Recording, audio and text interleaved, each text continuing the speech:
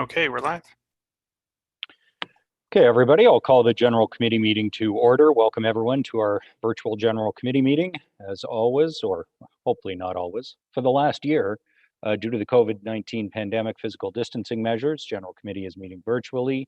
All members of council, executive management, and the city clerk are participating via video conference. And the members of our senior leadership team who have reports on tonight's agenda are not visible, but they are available to answer questions and assist in our deliberations. As always, though, the first item on the agenda is the consent agenda. I'll read out the title associated with the recommended motion from the staff report and the items for discussion. Members of general committee can ask that the item be held so it's discussed further. If the item is not held, the motion printed on the agenda is deemed to go forward to city council. It's approved on consent and will go forward to city council for consideration at our next meeting. We have one item of deferred business on tonight's agenda. That was deferred by motion 21G080. It's to investigate lowering speed limits across the city by 10 kilometers an hour. Hold, please. Hold. By Councillor Owen. Thank you.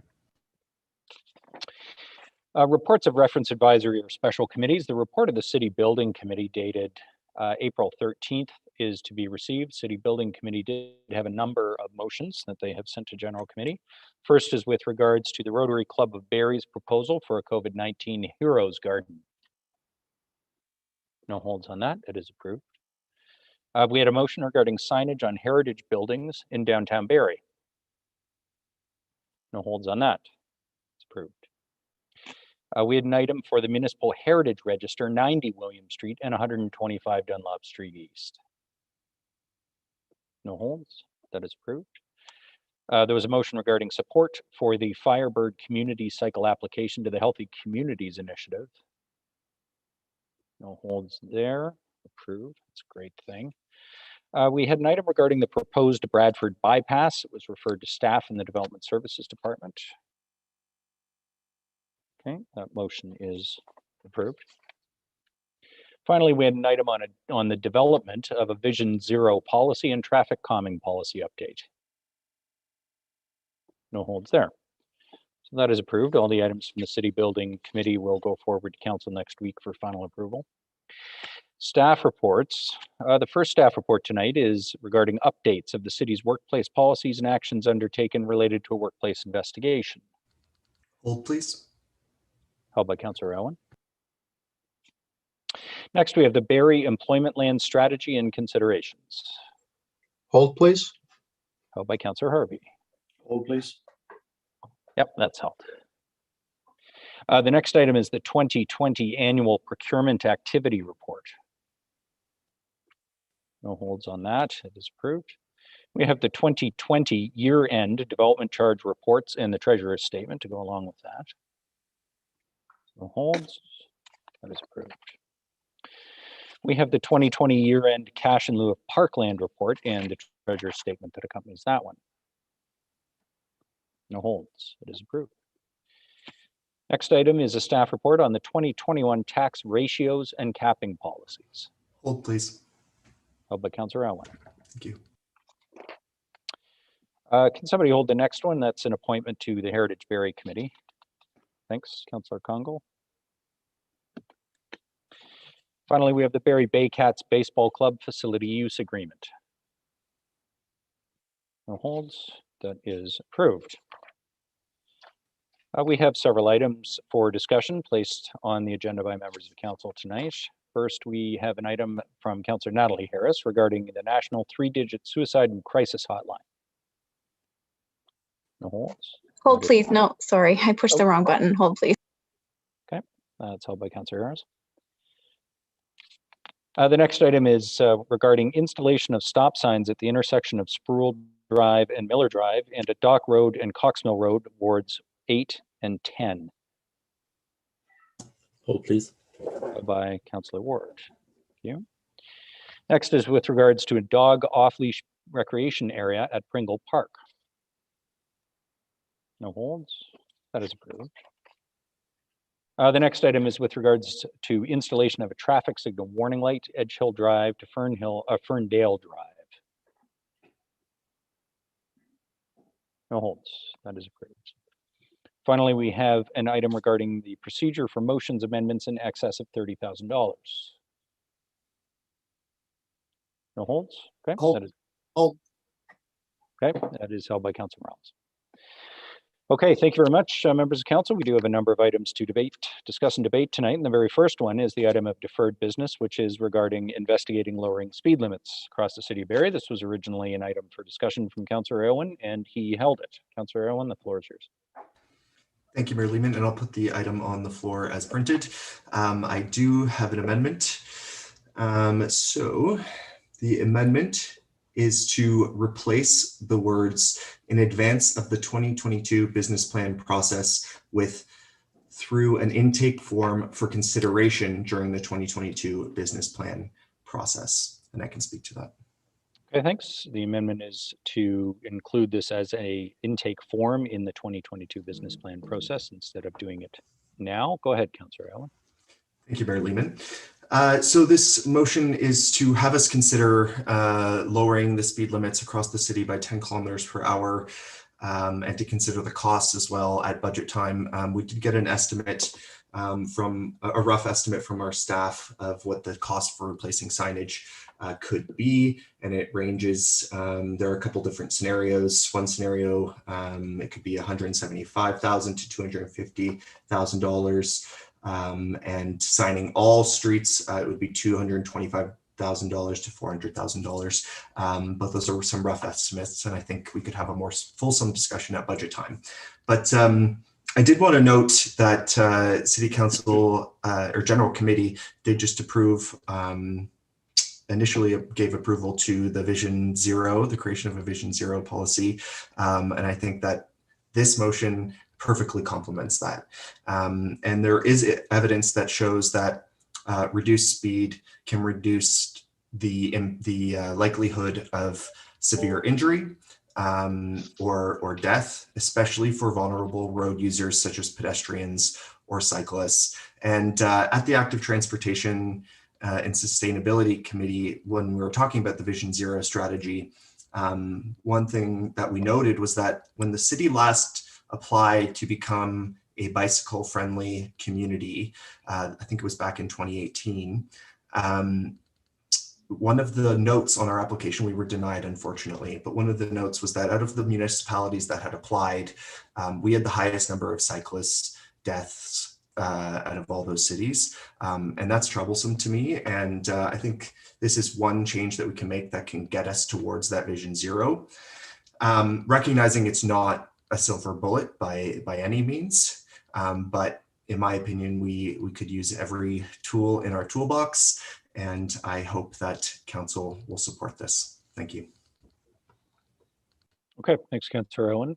So on the amendment, members of council, it's to send it into the 2022 budget process. Any comments? Councilor Kungle will take a speaker's list.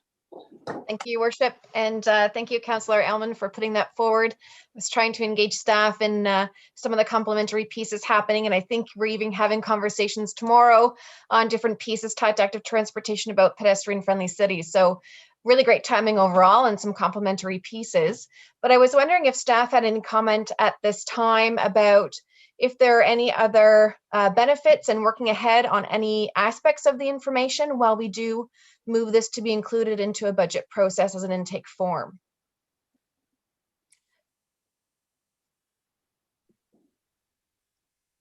Sorry, was that to the mover or to Sorry, Ms. Miller? to staff. Okay, Ms. Miller, go ahead. Thank you, Mayor Lehman, through you to Councillor Kungle. I think that staff are aware of that work and are putting together a work program, and certainly will advance whatever we can advance, and anything that needs budget approval will come forward as an intake form or further information at budget time. Great, thank you. And maybe a quick follow-up. Should other pieces naturally flow out of active transportation and through to city building, but do align to this? Would that take a different process at all, knowing that there are pieces that complement, or would we just follow our natural process up through the reference committee? Through you, Mayor Lehman, to Councillor Kungle, I think that staff and development services will coordinate what needs to be coordinated. And if it makes sense to tie into the existing motions, then they'll certainly do that. If there's something that we need further direction on, then we'll certainly bring it to your attention. That's great. Thank you. Thanks very much, Councillor Kungl. Councillor Jim Harris. Thank you, Mayor Lehman. And I'm pleased that we passed the Vision Zero. I think that's a really good step to provide a fulsome and comprehensive strategy for managing our safety for our streets. I think that's really great. And with that noted, I do feel, and with the information we received earlier today from staff, that answered the question of feasibility. Yes, it is feasible for us to do a 10K reduction. What will it cost? We got a very decent estimate on the cost. So I feel with those two questions answered, we have the information that really is requested in that motion. I do appreciate the broader conversation that it's brought about regarding safety. And I also recognize that our community has both been kind of put in a state of angst and a state of inquiry about what a 10K broadly positioned across the city would mean. But I do think what they do agree on, and so there's lots of disagreement, but they do agree on having safer roads. So with that noted, I do like the Vision Zero as that comprehensive strategy. And this has been on our table for a while because we had the holiday, then we had it got deferred because of time. So I had some time to noodle on this, and I was thinking with Councillor Thompson, and who has a lot of experience with roads and road design and road building. And I was just wondering, and we want to do something now. And I think the concern, and I spoke to through email to Councillor Aylwin, that the Vision Zero might take some time. And having said that, I did work on an amendment, and I would like to put that forward now for consideration. So I'd like to put it on the floor now, and Go ahead. It's fairly involved with it. Would Ms. Cook send it to you guys? I'll read it as well, obviously, but is that? So the proposed amendment would be to replace, well, pardon me, that's not mine. Would be that staff in the Development Services Department undertake a review of the data related to collisions and injuries involving vehicles and the streets, roads identified by residents and by members of council as areas of concern with the purpose of A, determining the streets, roads that require improvements to identify safety concerns, and B, providing strategies including but not limited to reducing speed limits to address and improve the safety of streets, roads identified in the review. I can speak to that further if you'd like. Okay, just as an amendment to the amendment, I'm wondering actually, Councillor Harris, if you want to hold off on that. I think what we'll do is do that separately. I think what's on the floor at the moment is whether or not to consider the speed limit reduction as part of the budget process. And I see yours as, it's not really contrary, but it's a bit of a broader and different direction. So if it's all right with you, I'm just going to ask you to hold off. We'll deal with Councillor Aylwin's amendment that's on the floor, and then you can move that as an amendment to the original motion. How's that sound? Thank you very much. Yes, that's fine. Okay. Okay, and knowing that's coming is helpful, I think, for the discussion. So just, so Councillor Aylwin's motion or amendment that's on the floor is instead of proceeding now to make it part of the budget process, and then we'll deal with Councillor Harris's, which is some broader direction on the same topic. So on the question of whether or not to include it in the 2022 budget process as an intake form, next I had, sorry, Councillor Jim Harris, did you want to speak to that anymore while you have the floor, or do you want to hold on? Thank you, Mayor Lehman. No, I think just maybe to state for the record, I wouldn't support the reduction as a blanket reduction, knowing that reductions are part of the Vision Zero targeted strategy for identified roads that would benefit from that. So I would not support the fulsome reduction. Thank you. Okay, fair. Councillor Riepma, you're next. Thank you, Mr. Mayor. And if things don't work really well for me tonight, it's because I'm using a computer I don't usually use. So I think one of the most common complaints that we as councillors hear is road speed and also noisy mufflers. And in fact, we just got a petition from a group of people on Grove Street who complained exactly about those two things. And just recently, we had a pedestrian killed at Grove and Duckworth, and a week before we had an accident, that took the life of a young person as well. Now, I guess the difficulty that I have is that we have lots of signs that say 50 kilometers per hour is the maximum. I think that if we change the number on the sign, I'm not sure that we're solving anything. My concern is that, and the experience, I think, is that people don't complain about people that are driving 50 kilometers. They're complaining about people that drive 70 and 80 and whatever number. And what we need to do is we need to figure out how to solve that problem. And part of it has to do with road design. Grove Street, nice and wide, straight as an arrow for the most part.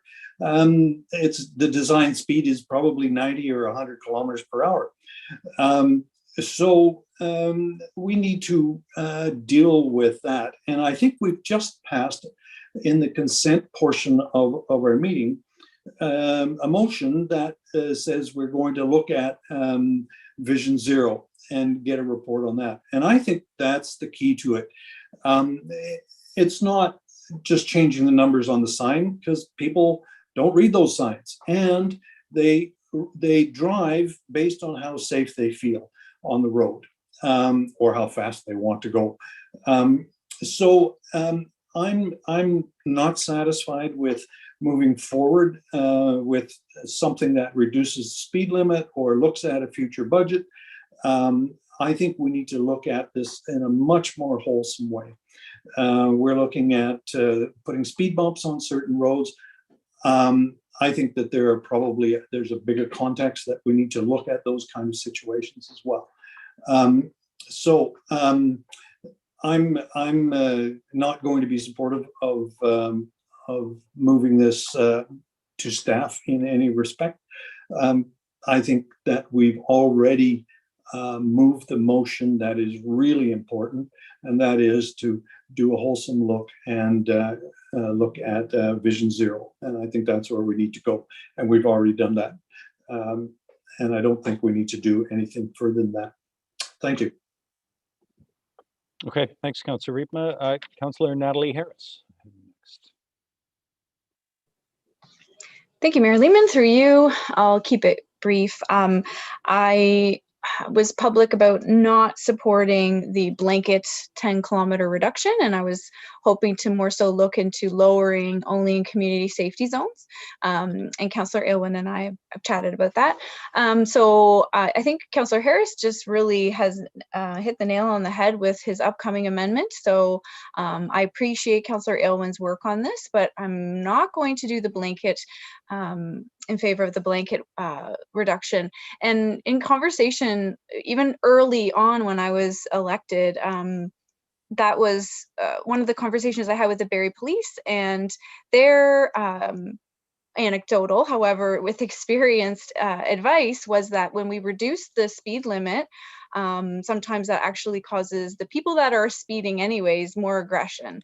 So they will try to go around people more because they're going slower than what they are being impatient for already. So the people that speed, speed.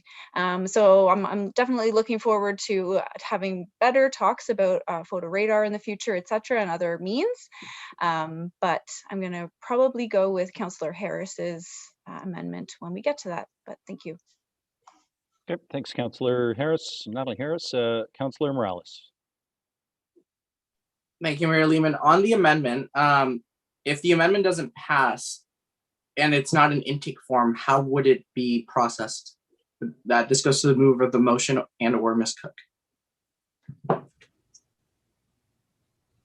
Well, just on procedure, I mean, if the amendment fails, we're back to the main motion. So at the moment, it would be to do it in advance of the business plan process, to report back in advance of the business plan. To report back instead of incorporated in. Okay, so I guess a question for the mover, Councillor Alwyn, what's your intent with the amendment? Either way, it's coming taxpayer money, so I'm just curious as to the timing, if it changes it somehow functionally.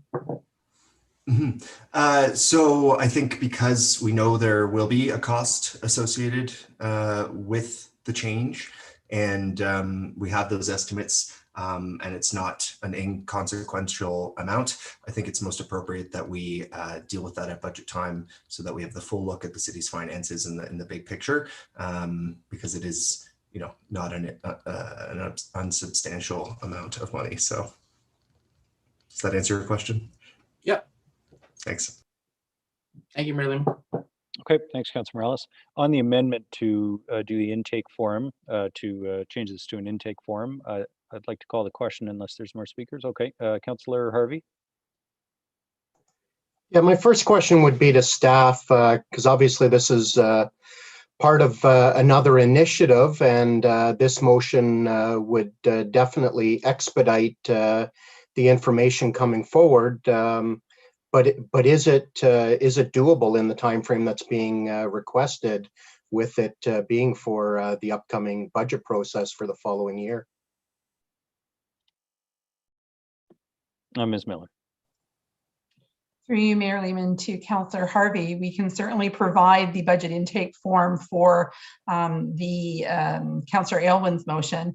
The Vision Zero process is potentially going to be longer. Staff are working on that work program right now, and I really can't comment on what elements of that we'll be able to bring forward in the 2022 budget, but certainly there are elements of it that are complementary, and we'll do our best.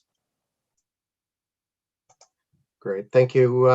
I know this motion's obviously got the best of intent, but I'm very reluctant in supporting a blanket 10-kilometer reduction, especially after speaking to almost 40 residents through the weekend to get a feel from people to see what their thoughts are. And not one person that I spoke to thought this was a good idea. However, almost all of them did think that lowering residential areas was a good idea. So I'm not going to support this initial motion, but I do welcome Councillor Harris's amendment when it does come forward. Okay, thanks, Councillor Harvey. Anything else on the amendment to move it to the budget process? Councillor Kungle. Yes, thank you. And through your worship. So while I'm supportive of Councillor Harris's amendment around the intention and looking forward to Vision Zero, I will also be supporting this because I'm viewing it as at least of benefit to have the intake form prepped and something that will be available should information come forward and we reconsider. But if there are pros and cons that also come forward that do talk a bit about signage and cost in an approach, I think it would be beneficial at least to kind of have inclusive in the package as a point of information. And to the most point, I think we already have that information on hand, but it allows us to formally deliberate. There are some studies I've looked at that do talk about, that multi-pronged approach. I think the Vision Zero will kind of maybe answer a lot of our questions, but it does talk about pros and cons. So if we do take a non-blanket approach, there are those known impacts around diverting traffic and traffic speed to adjacent roads. So I'm looking forward to overall the information, but I do think it would be great to have this as an intake form for information. I'll be supporting it for that fact. Okay, thanks, Councillor Kungle. My apologies. Anyone else who wishes to speak on the amendment? Councillor Aylwin. Thank you, Mayor Lehman. Very quickly, because it was mentioned earlier, I just do want to clarify that, as was pointed out in the memo, it would apply to residential streets, and that was the approach that we were looking for. Thanks. Okay, thank you. I will call the question on the amendment. Those in favor of the amendment, please indicate. 1, 2, 3. Opposed to the amendment? Okay, 7, that fails. Okay, Councillor Jim Harris, go ahead with your amendment, please. Sorry, you had read it already, so maybe you just want to read it again quickly and then we'll start talking about it. Thank you. So this is to replace with that staff in the Development Services Department undertake a review of the data related to collisions and injuries involving vehicles and the streets, roads identified by residents and by members of council as areas of concern, with the purpose of A, determining the streets, roads that require improvements to address identified safety concerns, and B, providing strategies including but not limited to reducing speeds to address and improve the safety of streets, roads identified in the review. And I can speak to that. Okay, go ahead. And sorry, just to be clear, this is to replace, this paragraph would replace the paragraph that is the printed motion. Yes. Yes. Okay, so instead, go ahead, Jim Harris. Yeah, so thank you, and great discussion. And I think, you know, what we recognize, and I actually wasn't going to table this after seeing the information we got from staff about the cost of the signage if we did a blanket 10K reduction, and the feasibility that we were able to do it. You know, in the feasibility realm, we can do this if we chose to do. And also when I saw that the Vision Zero was on and recommended from City Building, I thought, well, maybe my amendment is also redundant. But thankfully, I had encouragement from both Councillor Thompson and Councillor Aylwin to say, well, Vision Zero might take some time.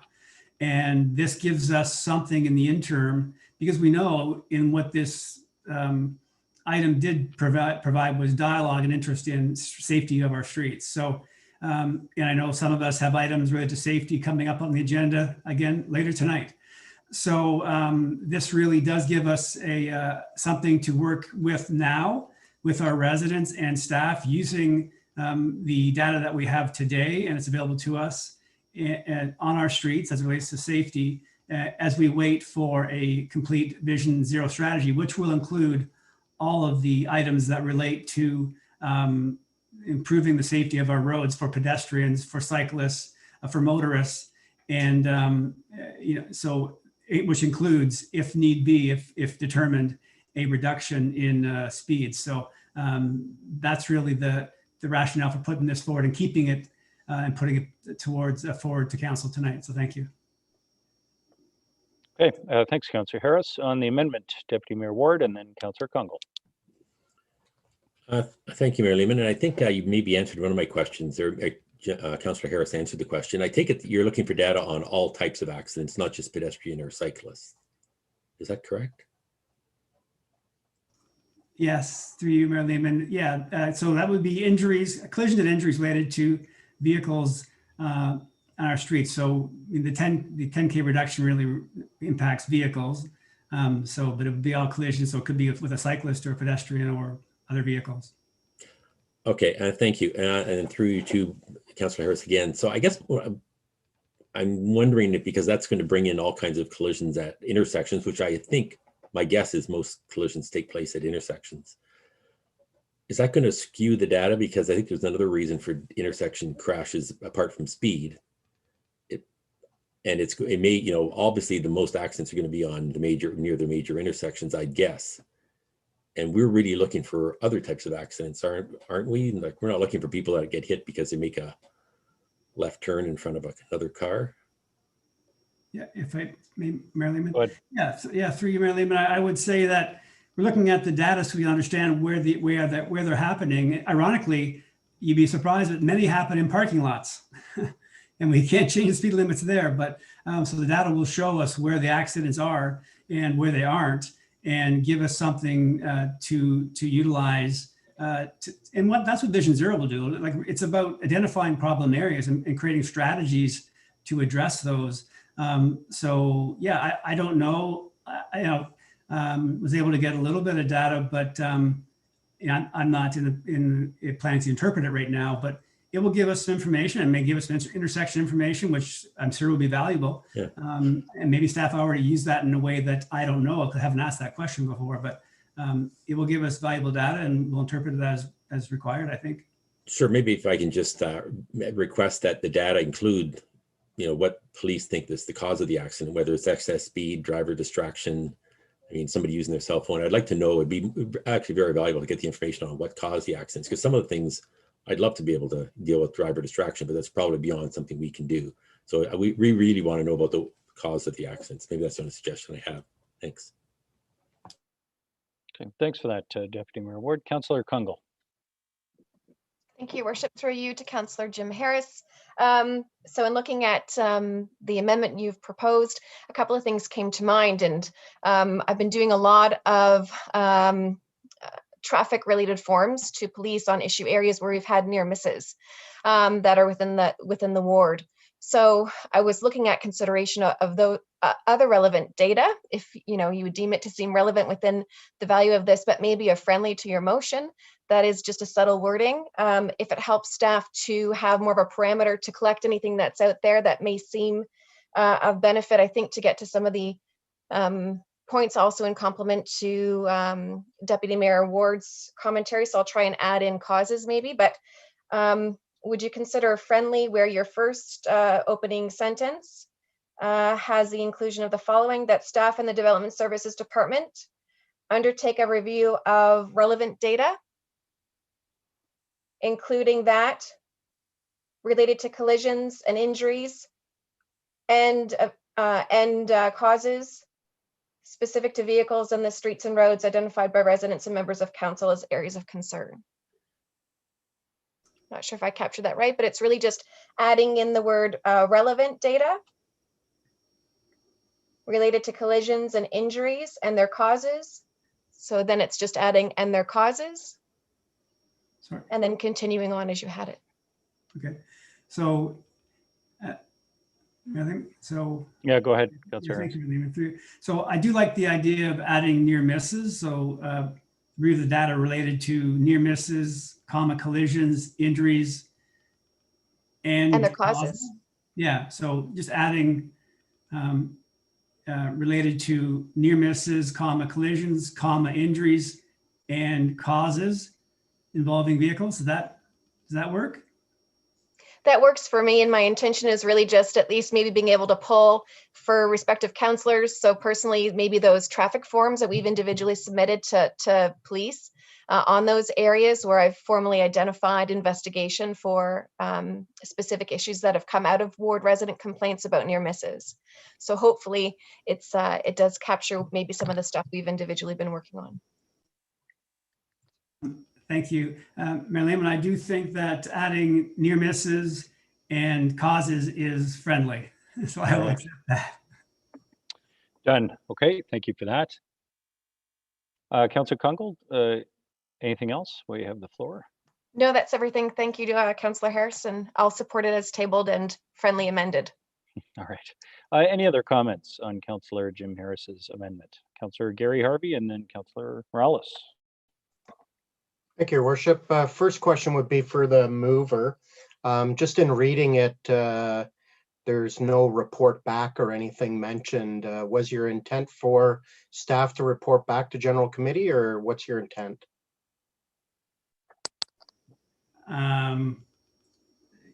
Yeah, pardon me, and thank you for that note. That would be an important element. Is that a friendly? Yeah, normally the motion would end report back to General Committee. I'm wondering if that line just got left off what was circulated. So would that would be your intent, Councillor Harris, that after the review, staff report back? Yeah, and Councillor Harvey, thank you for that note, and thank you, Mayor Lehman. Yes. Okay.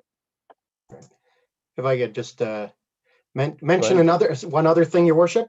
Actually, it was Deputy Mayor Ward that actually made a really good point when it came to the causation of a lot of collisions, especially when they're intersection related. Because over the weekend, I spent some time analyzing 2020's data that in relation to accidents that were investigated by the Barrie Police. And it was actually quite interesting when you analyze the top 10 intersections in their report.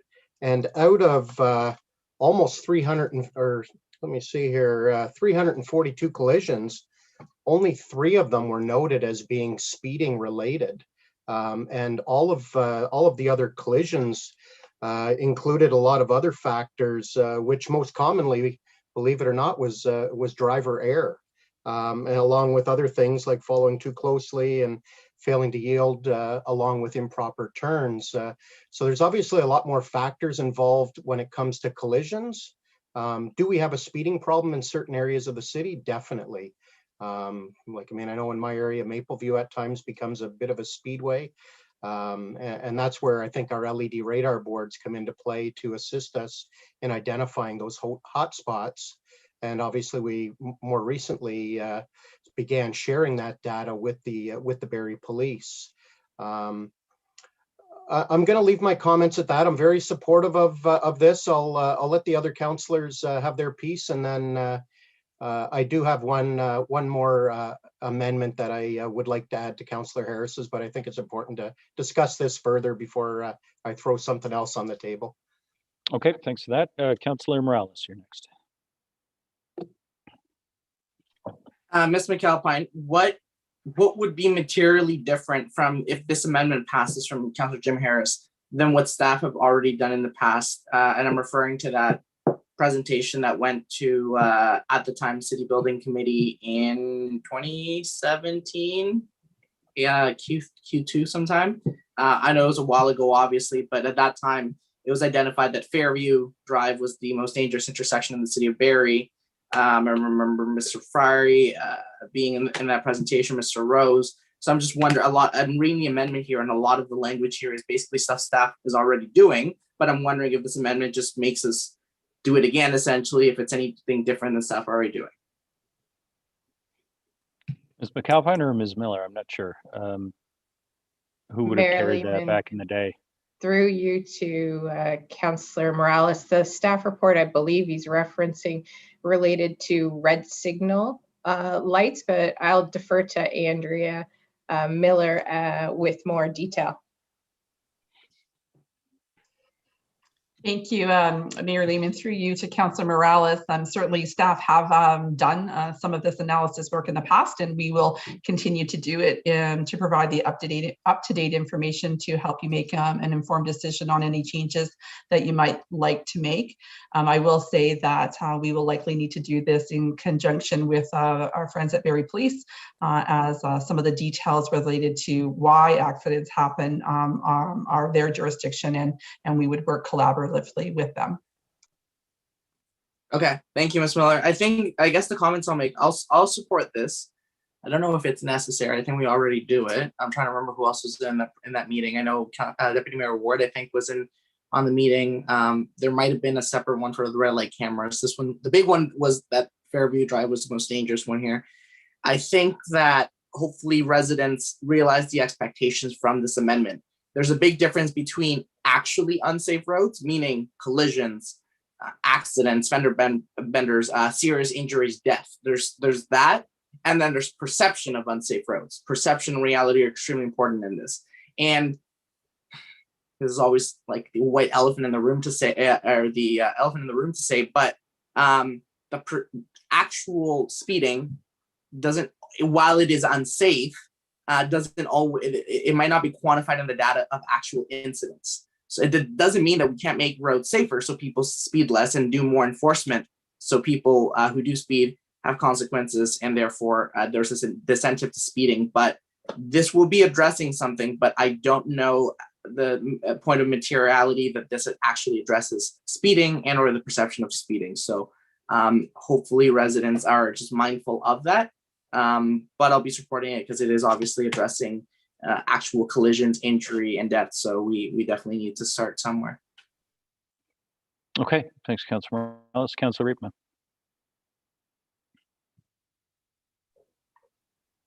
Thank you, Mr. Mayor. And I think the discussion, I very much appreciate where the discussion is going. And I think we're all very interested in street safety and speeding. And I appreciate Councillor Harris's amendment. However, I think that, you know, looking at near misses or looking at collisions is not going to give us the answer that we're really looking for.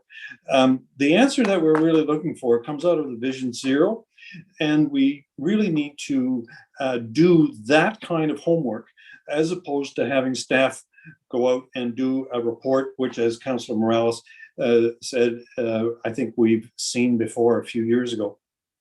And I don't want to minimize what Councillor Harris is trying to do, but I'm afraid that when the results come out, we're all going to be disappointed, and we really need to do a more fulsome look at why we're having some of the issues that we're having. And I think it's really true that it's also not only is just speeding, but and safety, but it's also the perception of speeding and the perception of safety that we have. So I'm more inclined to stick with our approved motion on Vision Zero than to proceed with this. Thank you. Okay, thanks, Councillor Riepma. Does anyone else wish to speak to the amendment on the floor? Councillor Morales. Super quick question. Thank you, Mayor Lehman. Councillor Jim Harris's amendment is essentially replacing the looking into reduction of speeding. It is not complementary of, it is replacing that. Is that correct? Yes, it is. Perfect. Thank you. Yeah, so it's not replacing the Vision Zero motion that's going forward at the same time. Okay, with that, I will call the question on the amendment. Those in favor of this amendment, please indicate. Opposed? 2, so that amendment carries. And it is now the main motion. Councillor Gary Harvey, you indicated you had an amendment. Thank you, Your Worship. Because obviously the wording has changed, it's not so direct about it just being speeding related now. I think too, especially with the conversations that I've had with some of my residents, it's quite clear the direction that the vast majority of them would like to see this going.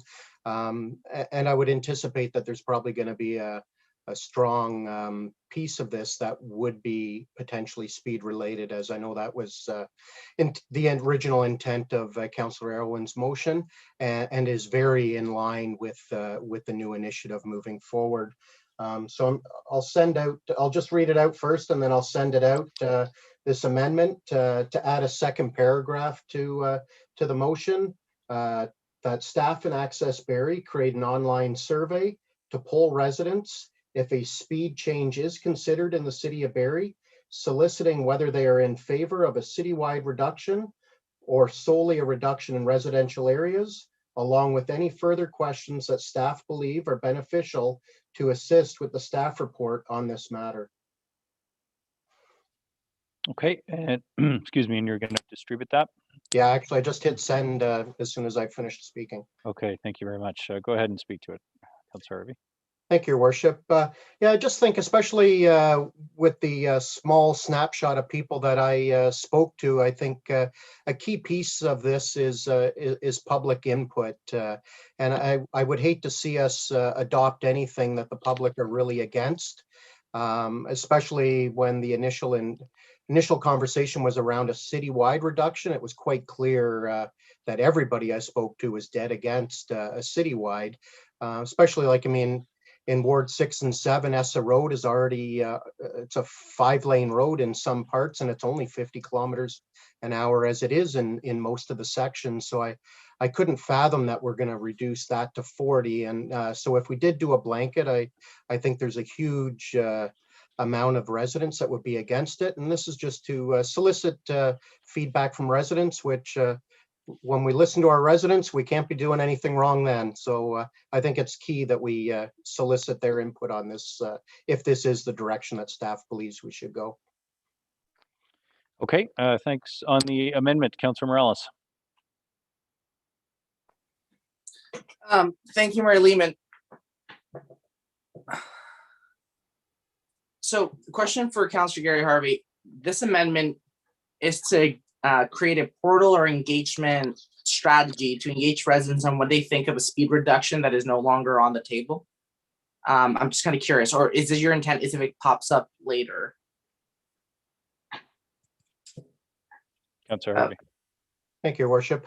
Yeah, even though Councillor Harris's motion doesn't directly come out and spell out the word speeding, if you read between the lines when they go to investigate what they're investigating, a key component that could come up is a speeding factor. And that's why I've worded it in such a fashion that if a speed reduction is considered part of staff's direction, that they then create this online portal that would solicit input. I have had some discussions with Ms. James Reed about this, and apparently this can very easily be done through the buildingbarrie.ca website. Okay, thank you, Councillor Harvey. So I'll be voting against this for a couple of reasons. I think the fact that this was an 8-2 or 9-2 vote on I can't tell on the on Councillor Jim Harris's motion replacing Councillor Alwood's motion. I think that speaks for itself. I think when would have been Councillor then Broussard at the time, with conjunction with Councillor Ainsworth, this didn't go through then, even writing a letter to the province to consider this.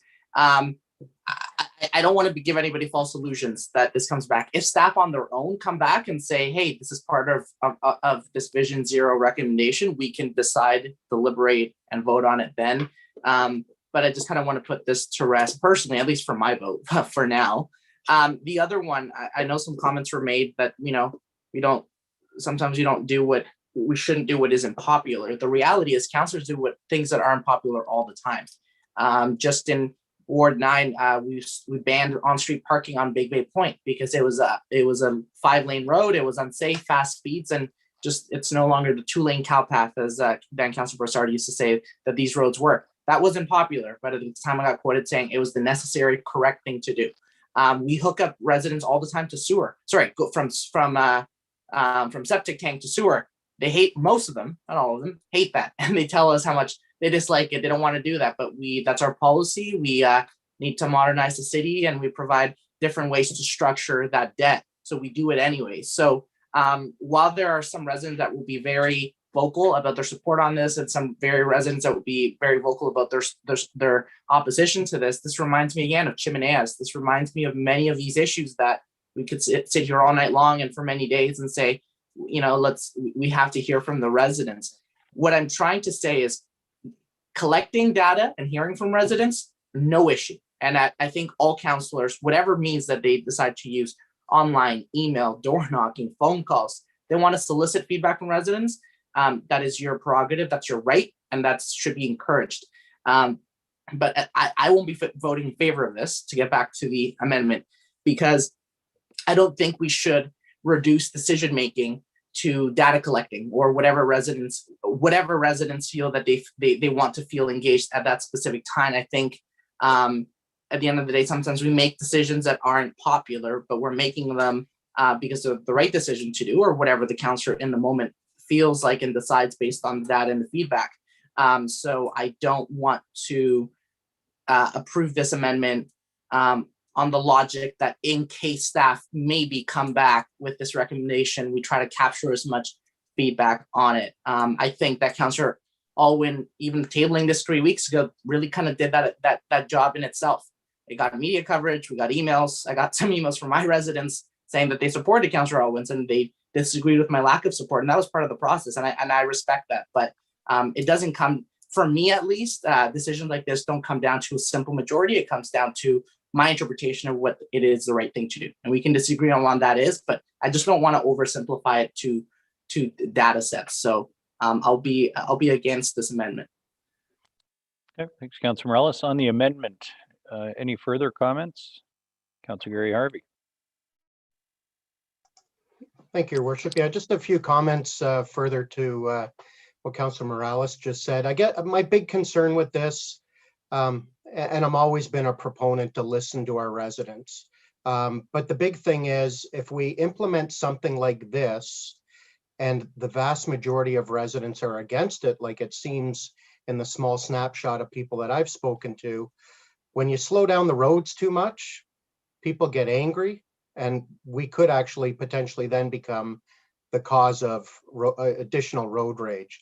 So that's where, like, I mean, it seems like everybody's fine with what most of our arterial roads are. However, but then even when you get into like the downtown core going across Dunlop, slowing down the downtown core where you've got that high density of restaurants and bars and things, to slow that down to 40 kilometers an hour makes total sense. And I'm sure most residents would agree with that, especially with the volume of people you get through there. And obviously on a Friday, Saturday night, I'm probably sure you get some intoxicated people trying to cross the road too. So the slower the vehicles are going along that stretch, probably the better. But to do blankets or just to start picking and choosing areas without having some input from residents, I think is a little irresponsible and potentially could actually worsen the problem instead of actually help the problem.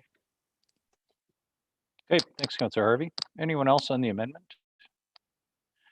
I'll just say I'm actually going to support the amendment to get the information, but I actually really appreciate Councillor Morales's point. One of the most astonishing things I've ever seen was a news report from the late 70s when seatbelts were made mandatory, and there was widespread public outrage that they would be forced to wear a seatbelt. You know, obviously now we sort of think, really? So it is not always the popular thing that is the right thing, and I appreciate Councillor Morales making that point. That being said, I also think we can't pick and choose when we think public engagement is a good idea because we're not sure that the residents have an opinion that we would agree with. So public engagement's always a good idea, and it may be that our staff come back with data that says you should do this, and it's not what the residents say, and we will have to have the political will to either make that decision or to make some other decision. But it's never a bad idea, I don't think, to collect the information. And you know, the city's come a long way in terms of creating channels, as Councillor Harvey has referred to allow us to do that at much lower or no cost, almost no cost, as compared to, you know, 5-6 years ago, we'd have to pay a polling company and go out and do a poll or something like that. So I'm going to support the amendment, and I'll call the question on it. Those in favor of the amendment, please indicate. I am as well. Those opposed? 3. That one carries. On the main motion as amended, or on the motion as amended. Any further comments? Okay, I'm sorry, was that Councillor McCann? Did you want to speak, or? Councillor McCann, were you voting? No. Okay. I'll just make a quick comment on the motion as amended. I kind of like where this has ended up, although I think there's several different pieces to this now that are in play. There's the automated speed enforcement in school zones. There is the Vision Zero motion that's come out of committee, and then there's this motion tonight. Just something that, you know, has never really entered into the debate at any point when we talked about this, which is you could pilot this in a single area. We could decide, based on the feedback from Councillor Harvey's survey results, that there is a neighborhood that is particularly supportive. I suspect there may be some. I can think of the area around the college. I can think of Old Allendale. I can think of perhaps Councillor Morales, I think, indicated he had a neighborhood where there was at least some interest. Who knows? Maybe I'm totally wrong. But instead of doing every residential area in the city, we could do one. And then we could measure before and after speeds, and then we would have a very solid, you know, data-based. We could measure accidents, and we would have a very good sense of whether we're making a difference on safety. So, however this ends up coming forward, and if staff bring it forward with the data attached, I think we've got a lot of choices. Not necessarily the sort of sweeping citywide solutions that seem to be all or nothing. So I'll call the question on the motion as amended. Those in favor, please indicate. Opposed? 1. Okay, that carries as amended. Okay, moving on. The next item that was held is the updates of the city's workplace policies and actions undertaken related to workplace investigation was held by Councillor Allen. Go ahead. Thank you, Mayor Lehman. I'll put the item on the floor as printed, and I do have an amendment as well, which was circulated by the clerk in advance of the meeting.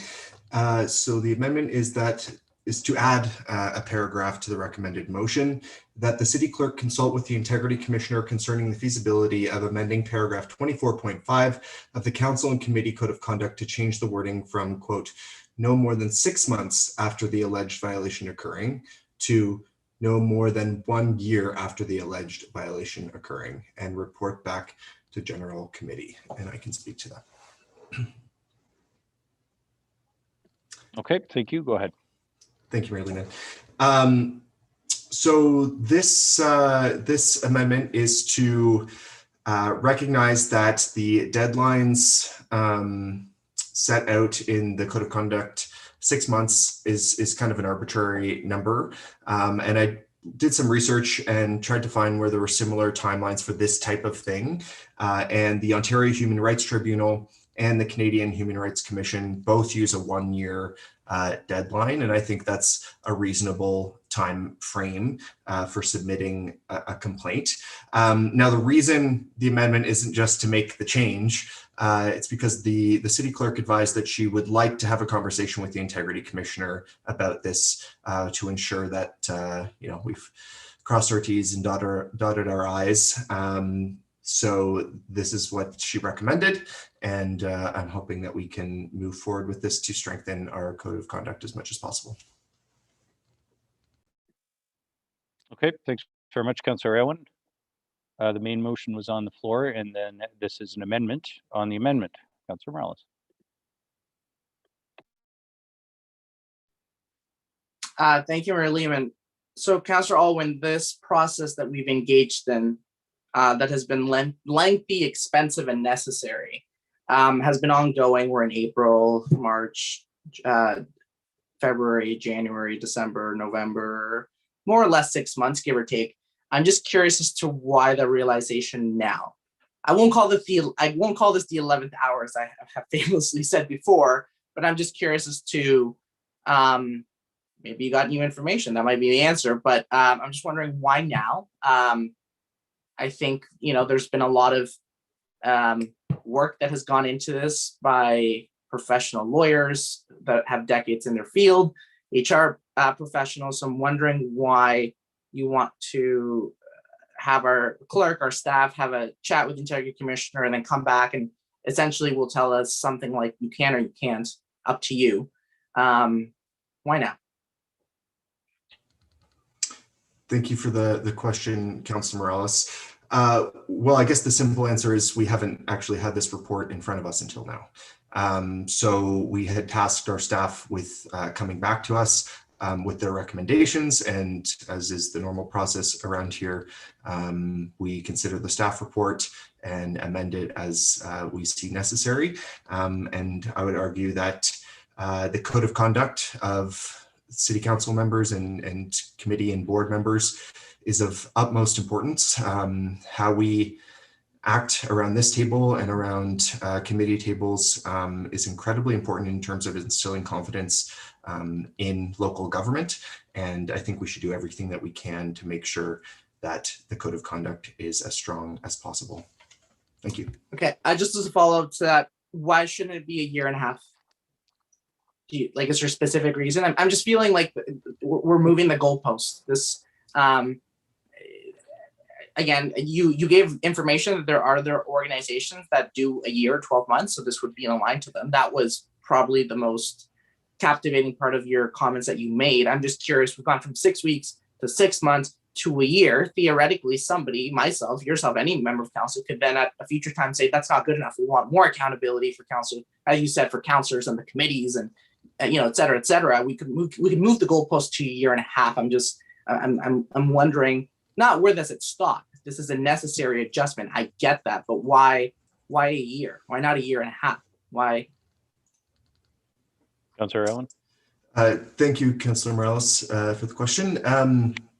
Yeah, the primary reason is because the Ontario Human Rights Tribunal and the Canadian Human Rights Commission use those deadlines, and I trust that they've looked into the proper deadlines for that sort of thing. I would guess that we would want to leave enough time for people to consider their options. Coming forward with a complaint isn't easy.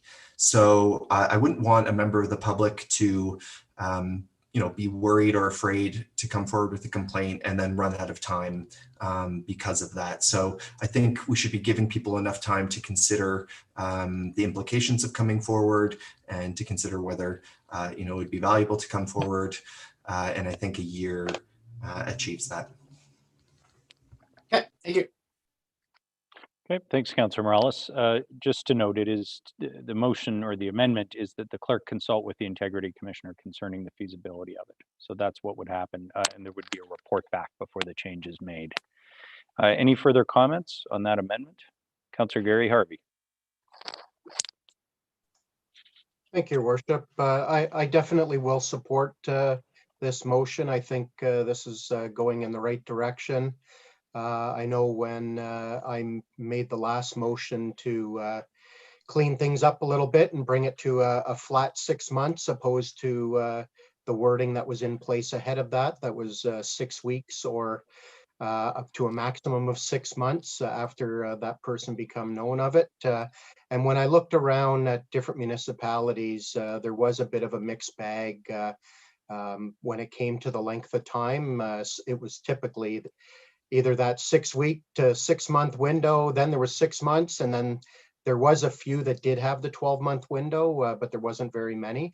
But definitely, I think letting the clerk consult with the integrity commissioner and get the IC's recommendation moving forward, I think is definitely a positive direction to go, since she is the one that is governing our code anyway.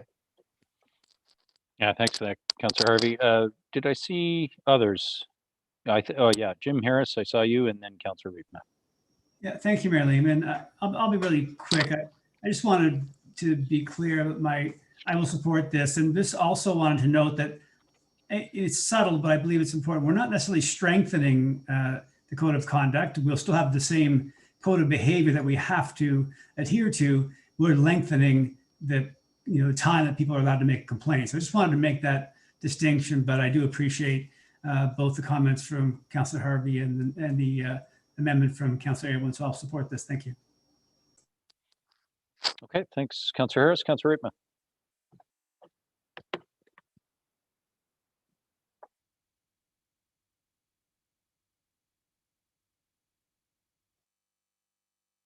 Councillor Riepma, sorry, I'd asked, I think you indicated. Councillor Riepma, can you hear us? Can you hear me? Yeah, you're up. I hear you, and but I didn't hear a lot of the other conversation that went on. I'll be very brief. My initial inclination was to ask that we expand this to 2 years, because the statute of limitations, generally speaking, is for 2 years. But I do think it makes a lot of sense to line it up with the other organizations. And so I'm very supportive of 1 year.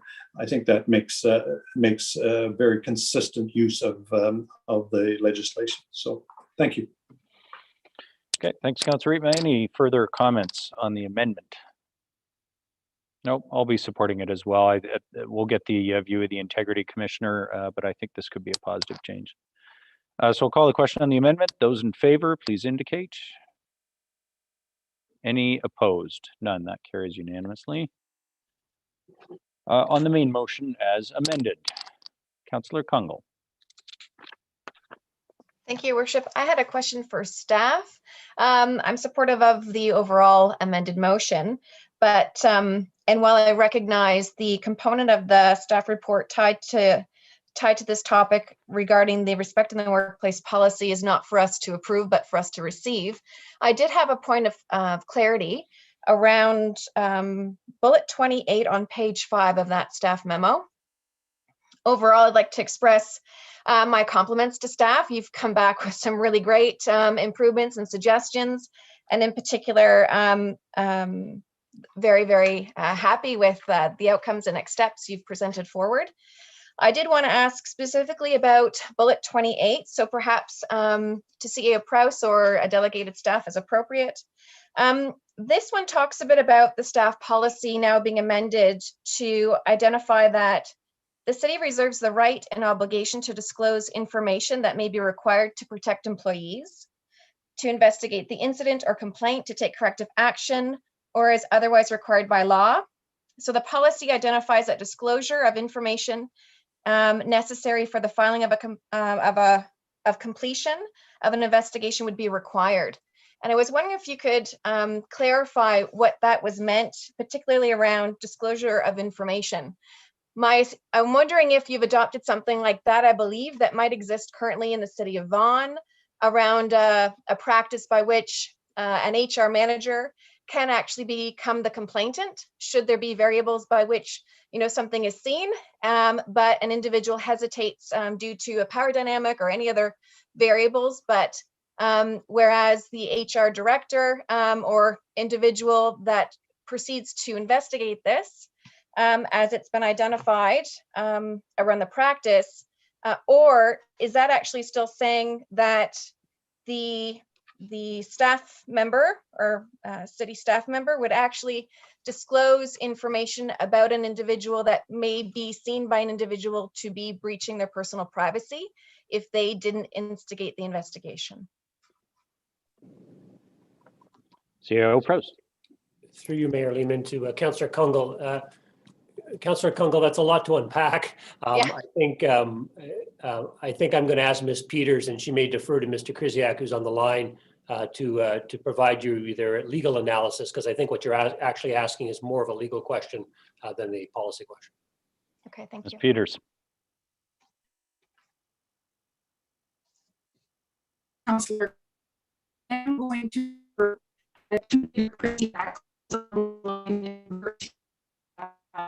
Oh, Ms. Peters, I don't know if you can. Ms. Peters, can you hear us? You must be on Rogers. We can't actually hear you too well. I don't know if you can move to another way of joining the call, but you're coming through all garbled. Mayor Lehman, if I can, I speak a little bit of Klingon. I believe she was inviting Mr. Krzyjak to the meeting to expand upon the paragraph. Captain Krzyjak, you're up. Thank you, Mayor Lehman, and good evening, members of council.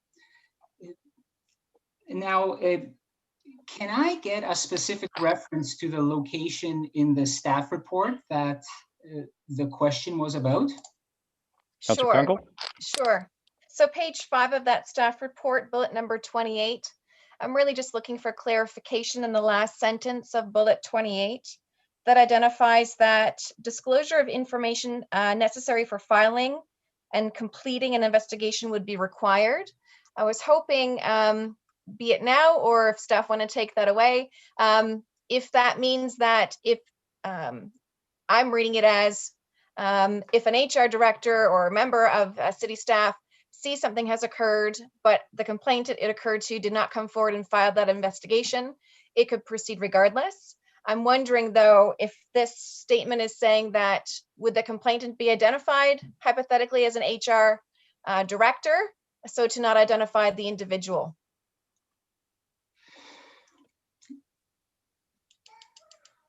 I think I understand what you're asking, but the disclosure requirements set out here are meant to ensure that the people who are investigating have all the relevant information to conduct the investigation. Okay. If they cannot share the information with other parties, then the investigation may be flawed, and then we may be in breach of the law because we haven't followed what was necessary to conduct an appropriate investigation. So when it comes to disclosure, each instance would be evaluated in its own context. So I can't give you a clear yes or no answer. All I can say is that staff who would be doing the disclosure would be following the law as well as the policy as it's written. So in follow-up, if it's not an easy answer, then maybe I'll take it offline and ask staff to come back with this. So I am interested in learning about a practice in, I think it was Vaughan or Newmarket, but another municipality that the policy actually supported that staff member actually be the complainant should an individual not want to come forward. Does this revised policy allow for staff to take on that role, or is it separate and apart? The policy you're referring to, are you suggesting that someone can stand in the shoes of a complainant and forward a complaint? Yes. That may be possible, provided that the identity of the complainant is not material to the investigation. Okay. Now, from my experience, the identity is almost always material. Okay. Thank you. That's helpful, and that will allow me to frame a follow-up I'll do separately. Thank you very much. You're welcome. I have no further questions. Thanks, Councillor Kungle. Others on the main motion as amended? Okay, seeing none, I will thank staff for the very comprehensive report. I will also thank them for simplifying policy. And, you know, I think you don't know how good your policies are until you need them. And you know, I remember going through with another organization in the city family, a whole lot of policies that had, you know, gotten out of date over the years. And, you know, it was sparked by an incident that triggered the need for one of those policies. Fortunately, in that case, not a very severe one, but it did make us realize that some of the policies themselves weren't just out of date, they were hard to follow. And the policies, it becomes very important to have policies that are easy to follow, especially in these cases where, you know, the matters are sensitive and the detail is important. So I appreciate the work that was done here. And I will call the question on the motion as amended. Those in favor of the motion as amended, please indicate. I am as well, and that makes it unanimous. Thanks for that. Okay, the next item that was held was the employment land strategy and considerations, and it was held by Councillor Gary Harvey. Go ahead, Councillor Harvey. Thank you, Your Worship. First, before I do put an amendment on the floor, I'd like to thank staff. It was quite an in-depth, lengthy report, and obviously they took the time to have some briefings with us ahead of time, so that way all of us fully understand the complexity of this document. But just for the public, and I know I did have a landowner reach out to me very late today in relation to this.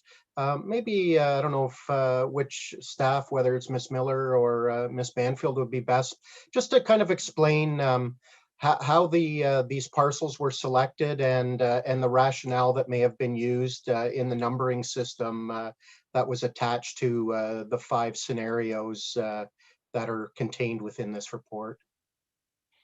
Ms. Miller. Thanks, Mayor Lehman. Through you to Councillor Harvey. I'm going to ask Ms. Schlichter if she would like to go through the methodology a little bit, and then Ms. Banfield can to jump in and provide additional comments if necessary, and I can follow up if there's anything that's outstanding. Go ahead, Ms. Schlichter. Thank you, through you, Mayor Lehman, to Councillor Harvey. The methodology we focused was really focused on sort of large vacant employment tracts. We looked at about 30 acres plus in a contiguous format within the built boundary and in key employment areas. And then we looked at the servicing elements that could put something shovel ready in a 3 to 5 year time frame. And the core focus was really on sites that were identified or had servicing associated with our current capital plan. So tracts that were in the post-31 lands were not included, or parcels outside of the current settlement boundary. So that is where that came from. And the numbering was just ad hoc numbering. There's nothing associated with it from a ranking or any other perspective.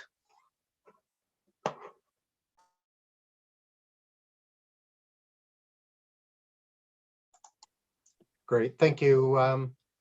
I don't know if any of the other staff wanted to add to that, or is that a sufficient answer? Michelle, Ms. Banfield, anything to add? No, Mayor Lehman. Okay. Great, thank you, Your Worship. With that being said, I'll send it out actually before I start talking, because this is a pretty lengthy amendment.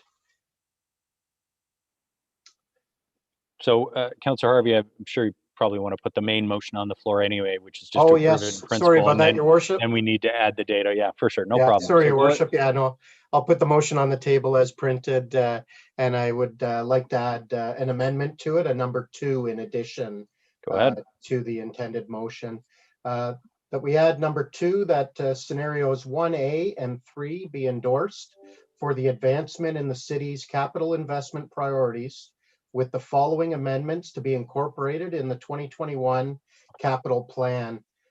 First, that to advance scenarios 1A and 3 of the employment land strategy, a new capital project in the amount of $150,000 be created for 2021 to be funded 1/3 from the tax capital reserve, 1/3 from the water capital reserve, and 1/3 from the wastewater reserve for scenario 1A. There are no financial implications with scenario 3. And second, that staff and development services and economic creative development report back to general committee with proposed framework, criteria, and options for utilizing the reinvestment reserves to develop an additional program to the community investment program for up to $2 million to incentivize strategic economic development on employment lands that includes grants and other financial incentives permitted under the CIP framework to advance local servicing to be incurred within the next 5 years for the lands identified in the Barrie employment land strategy. Okay, and that's been sent to members of council. Short version is the amendment is to direct adding scenario 1A and 3 in terms of advancing, and then setting up the CIP as described in the report with a cap of, or at least up to $2 million allocated to it. Go ahead, Councillor Harvey. Great. Thank you, Your Worship. In analyzing the 5 scenarios, 2 of which had an A and B version, this afternoon I was actually on the call with Councillor Aylwin, so we've been working together behind the scenes to come up with something that that made sense. And it seemed that these 2 scenarios were very evidently the most cost efficient and got a significant amount of lands online the soonest, because this amounts to about 80 hectares and only will cost $150,000 from a capital piece to get this amount of lands online. Mainly because of where these lands are situated, that the servicing in the one is already there, and it's a fully serviced lot, and the other one is obviously right beside where servicing already exists. And then the second piece of it, I think it's critical that we move forward with creating a separate CIP for this strategy, because without having the CIP to incentivize this development on these lands, I think it would kind of be redundant by approving this and then not having a push to be able to incentivize developers to move these lands forward, or potentially these lands could sit vacant for another decade or 2, which I don't think any of us want to see. And I think too, it's critical to mention that we've had some fairly significant interest in this city, and we just haven't been able to fulfill their desire. Like, I mean, the largest one that I had reach out to me about 1.5 years ago that I passed on to Invest Barrie was somebody looking for 100,000 square feet facing the 400, and there just wasn't anything even remotely close to that size that was even within years of being shovel ready. So I know these 2 parcels that we're talking about, one is off of Big Bay Point and one is Veterans and Salem area, is not 400 facing. However, this is the most economical way to get the largest volume of lands online, and in a very quick and easy period, especially because parcel or scenario 3 is already fully serviced and ready to go anyway. Those would be my comments. I don't know if Councillor Aylwin would like to add anything in addition to that. Councillor Aylwin. Thank you, Mayor Lehman, and thank you, Councillor Harvey. It was a pleasure working with you this afternoon through that. It's a lot to wrap your head around, and you're looking out to 2041, and so I appreciate the help from staff and from yourself and Mayor Lehman to work through this. I agree with Councillor Harvey. I think this is a cost-effective approach, and the only thing I would add is that scenario 2B is actually slated for, it's already in our capital plan for 2022 to 2024. So no advancement was possible there. So that's another 25.93 hectares on top of the 80 that Councillor Harvey mentioned. So with these three scenarios, I think we're really setting ourselves up for success and to be a competitive city, while also respecting taxpayer dollars by not taking on too much of a debt burden or having to defer other capital projects as a result. So I appreciate the work that Councillor Harvey did and that staff did as well. Thank you. Okay, thanks very much, Councillor Owen. Any other comments on the amendment that's on the floor? Councillor Thompson. Thank you. Through you, Mayor Lehman. I will be moving an amendment unless Councillor Harvey would take a friendly, which we talked a little bit on the phone, so I don't think he will, but I'll try. I know he had mentioned that 1A and 3 were the most economic way to achieve, a large parcel of land. But, in his statement that he made, that he had somebody reach out to him who was looking for 100,000 of 400 frontage. And, I commute up the highway and I believe that we are losing opportunity. As you see south of us, we have much better infrastructure, much nicer city, but we just don't have that frontage. So I would like to add 2A, as you said, 2B is already, being advanced, or it's in the works. Sorry, it's not being advanced, so you can advance it.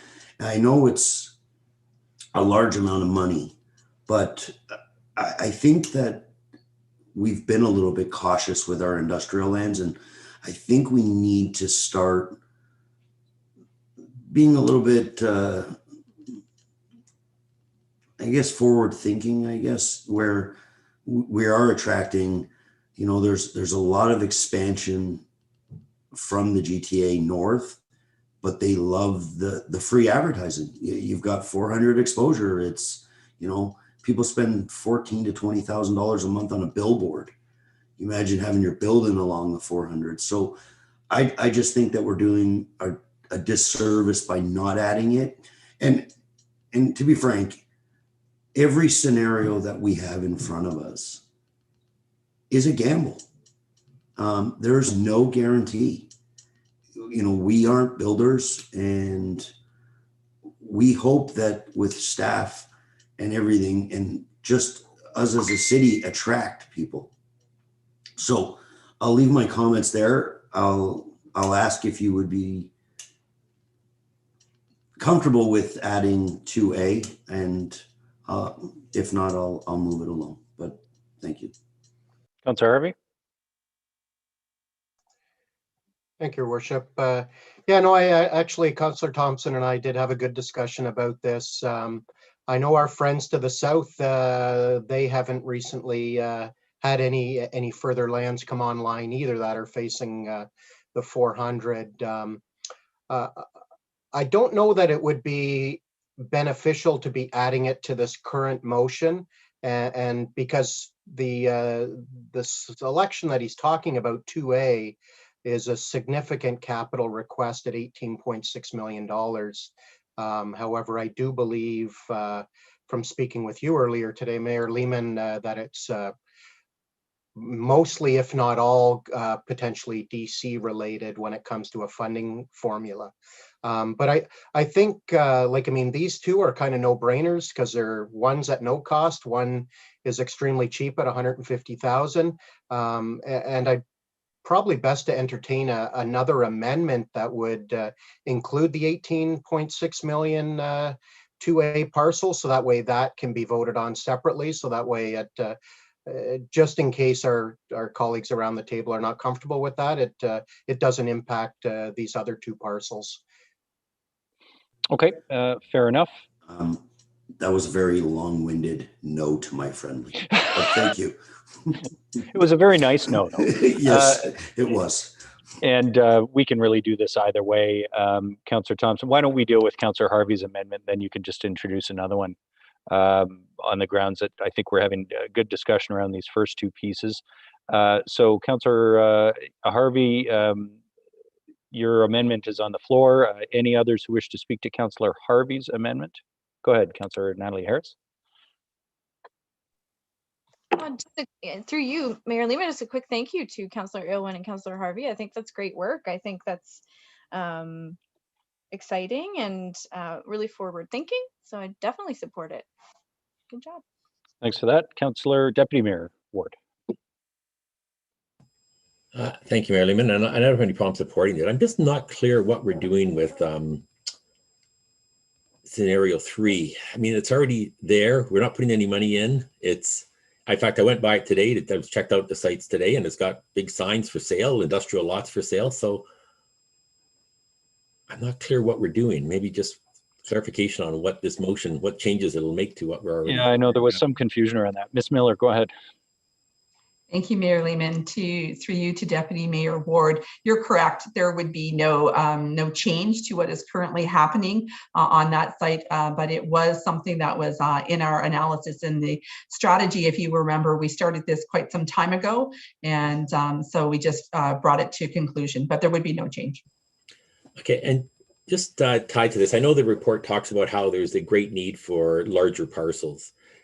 And the staff report kind of talks about it, but it doesn't really come to a conclusion of how we can address it. But how do we ensure that the parcels that we're creating in these two sites, we don't own the land, so how can we ensure that they're going to be the larger parcels that people want? Ms. Miller. Through you, Mayor Lehman to Deputy Mayor Ward, you're correct. There is a demand for larger parcels, and scenario 1A is predominantly comprised of smaller parcels, particularly on the east side. There is a larger parcel that is on the west side. However, that parcel is not owned by developers per se, and we have no indication of their interest in proceeding at this time. We do know that the landowners on the east side are interested in developing, but if there was a desire for there to be larger parcels in that area, there would need to be a consolidation. And at this time, we don't have an indication that that would be possible, but it is just important to know that they would be available for development as is. The other scenarios do comprise larger parcels of land and therefore obviously more readily available to meet the needs of those interested in larger parcels. Okay, thank you. And that ties into the second part of the motion, which is talking about, I know it's a report back, we were asking for a report back from staff on a community improvement plan.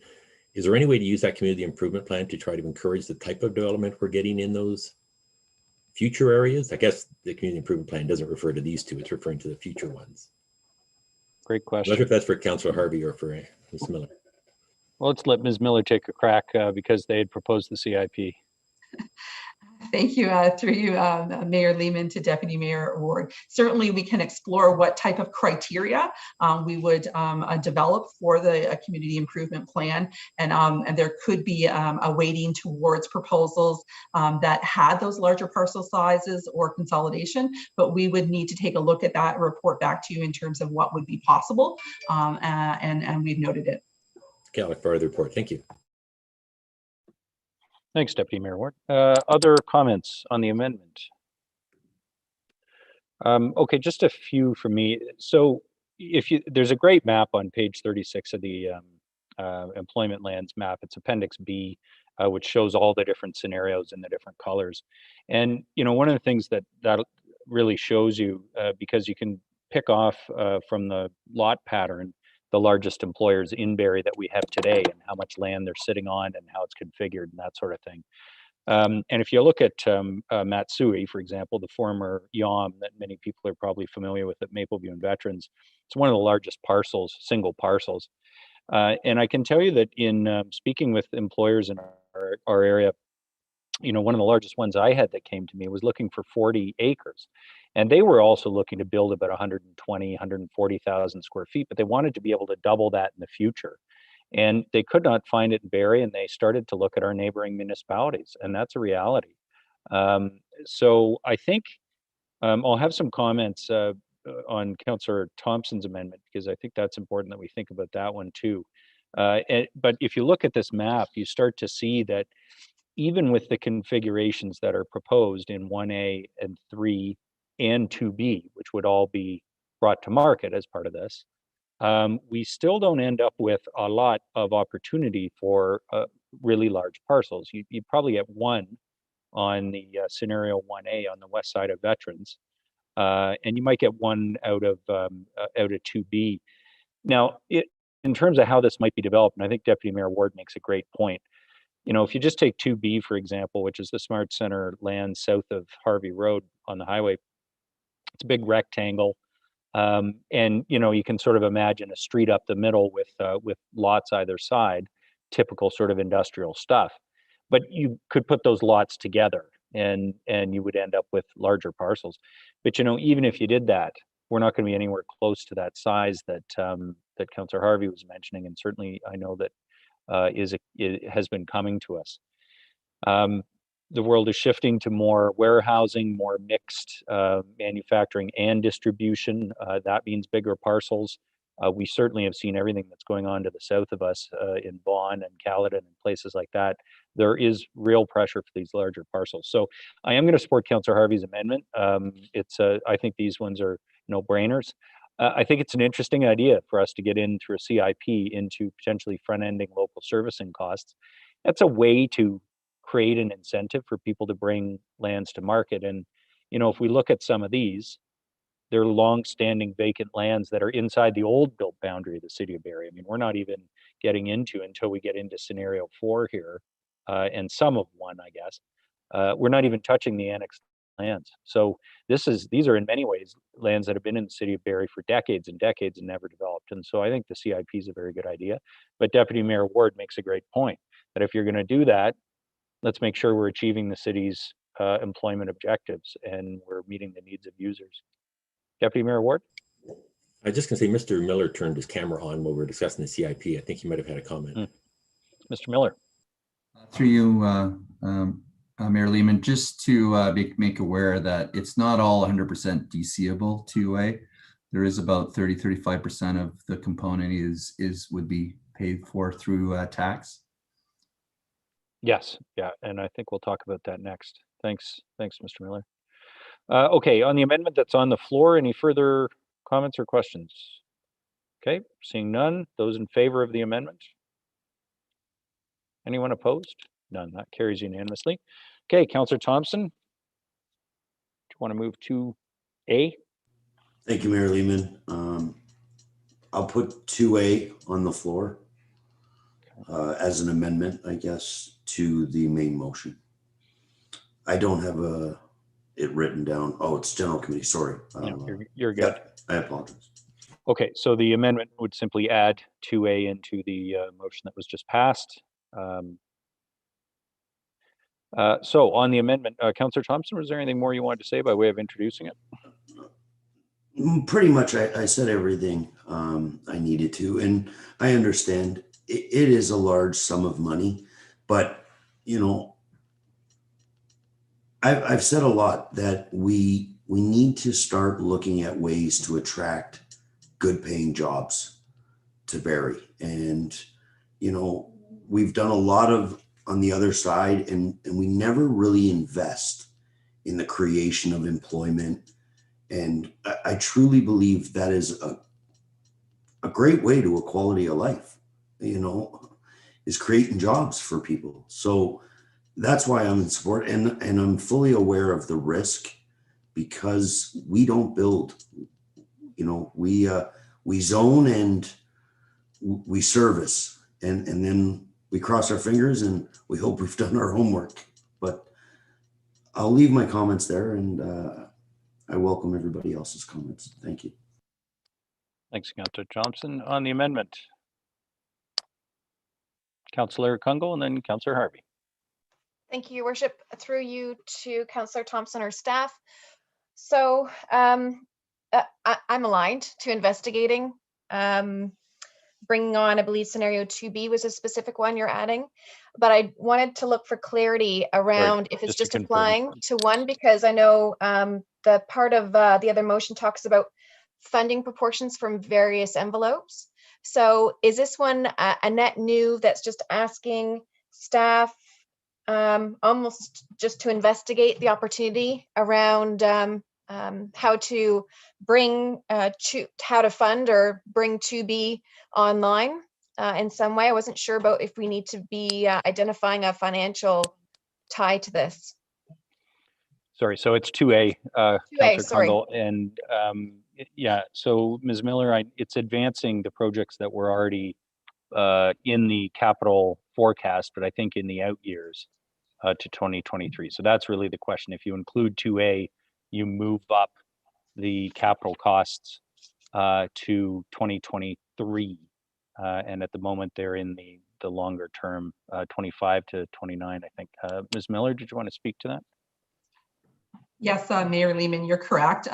These 2A is in the capital plan, but we need to advance the funding. So the wording is actually in alternative 1.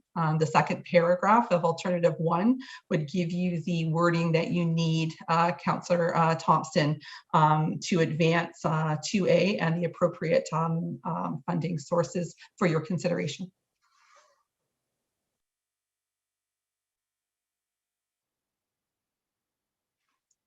That answers my question to staff. I guess then I would ask Councillor Thompson if he could confirm if that's the intention is to adopt that scenario.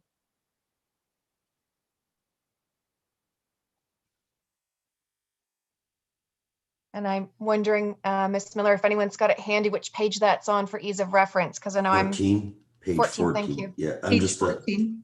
I'm happy to read it for you if you need assistance.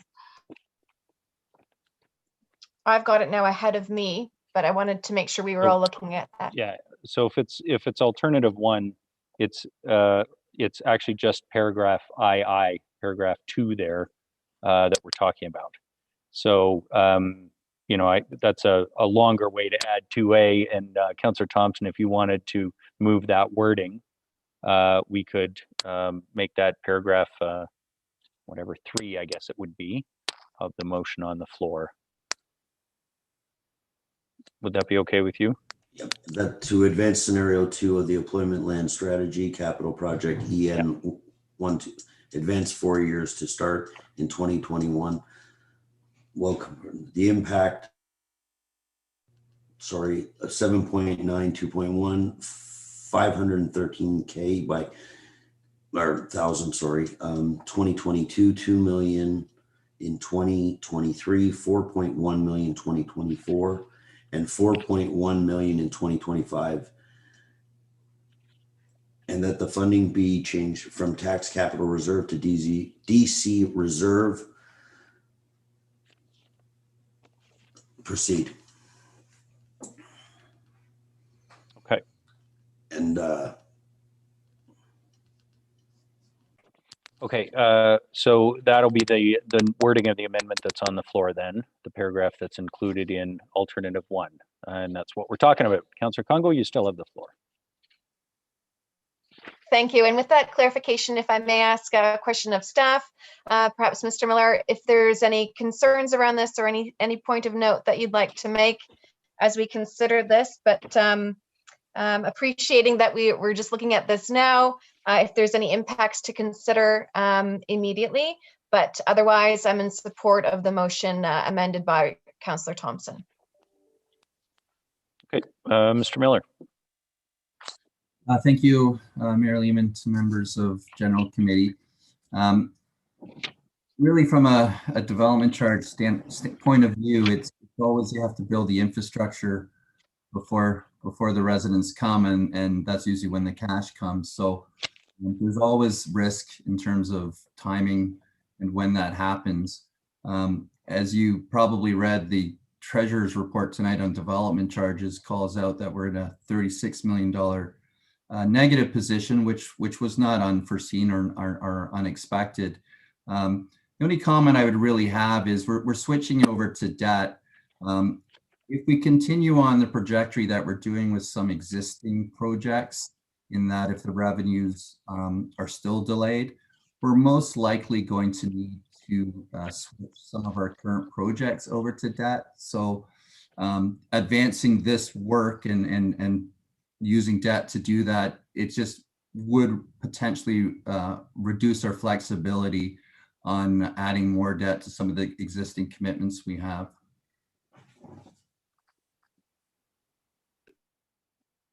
Okay. Anything else, Councillor Congo? No, right now I'm of mind to support the amendment, other than framing it as staff to investigate if a different financial situation is recommended. But I am keen to explore this and see where it goes.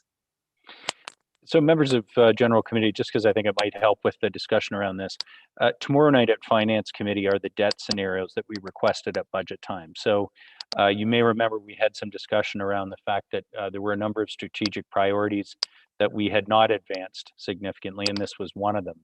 We talked about this at our December meeting, and then again at budget time. We requested staff to come back with some scenarios around, because debentures are at historic low interest rates, whether or not it made fiscal sense to try and place some of that debt earlier than planned. And that's, of course, what's on the table with this amendment. But I guess the point I'm making is tomorrow at Finance Committee, we're going to talk about the fiscal impacts of doing those sorts of things.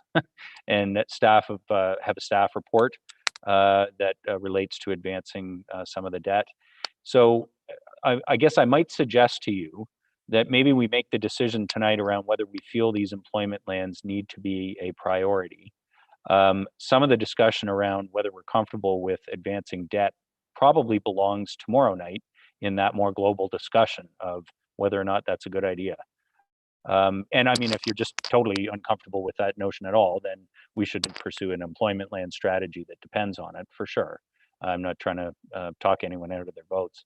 Just to suggest that that broader discussion of whether or not we're comfortable with advancing debt is going to happen tomorrow night in the context of a staff report on just that subject. So we might consider having that conversation tomorrow night and maybe focusing our discussion tonight on which lands we feel we want in the strategy. Because if we don't like the fiscal implication, we could change this at council, of course, next week if there's discussion that comes out of tomorrow night.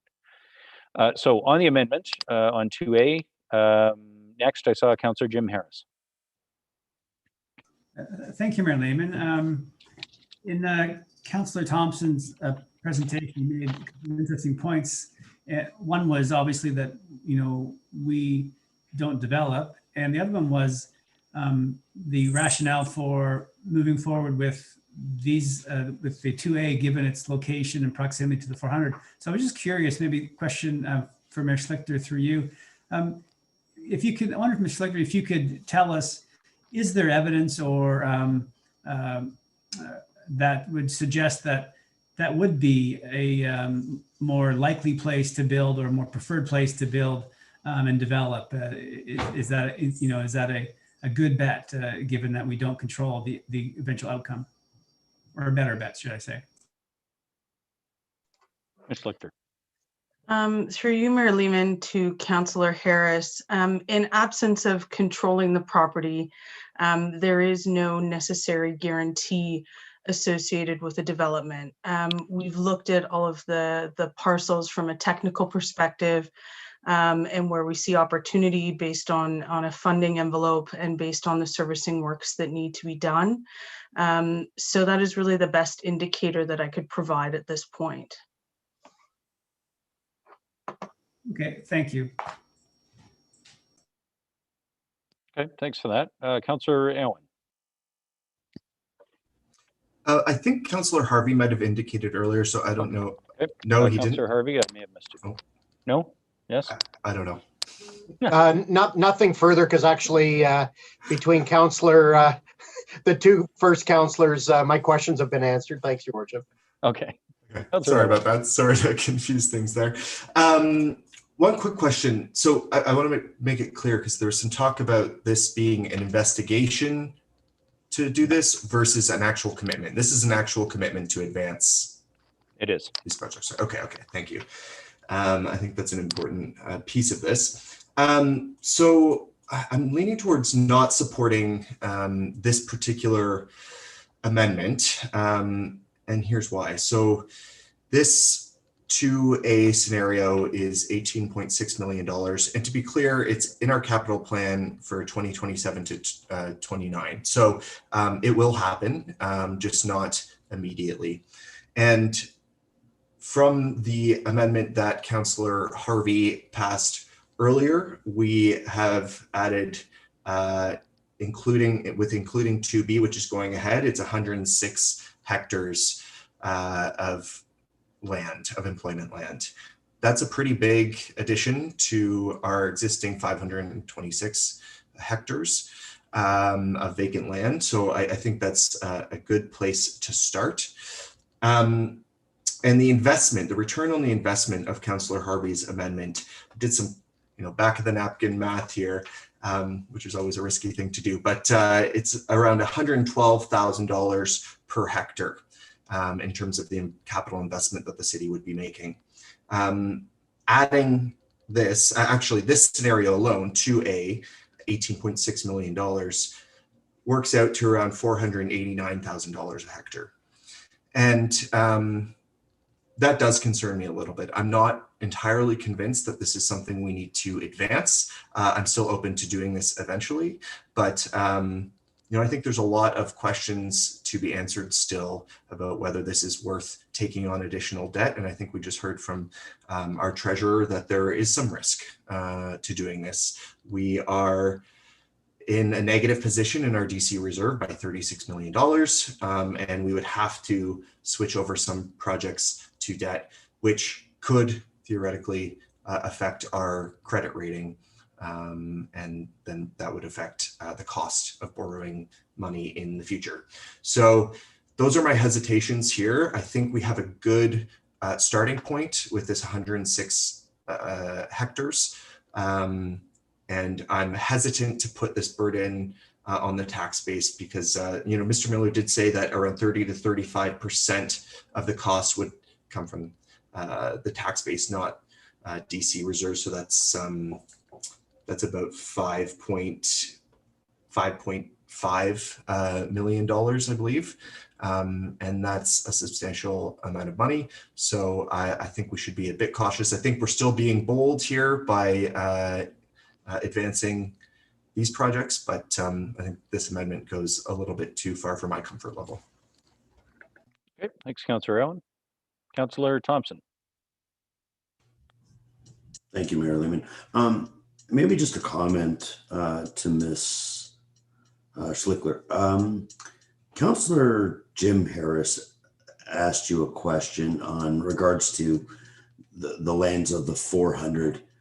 I was actually surprised by your answer. I think Councillor Harris was looking, is it more attractive along the 400? Are you having calls from companies and stuff that are looking for that? Like Councillor Harvey mentioned that he had one that he sent. Like, do you feel that is a void in our strategic plan of our industrial lands right now? Ms. Schlichter. Thank you, Mayor Lehman, through you to Councillor Thompson, and thank you for the opportunity to clarify. Certainly, I mean, we have demand, or we have received several inquiries for large tracts of land, some of which we've been able to not be able to find suitable matchmaking for. And anything along the 400, I think, is strategically important for those looking for visibility, access to highway. There's certainly a premium that comes with being on the 400. So there is a demand and a premium factor there.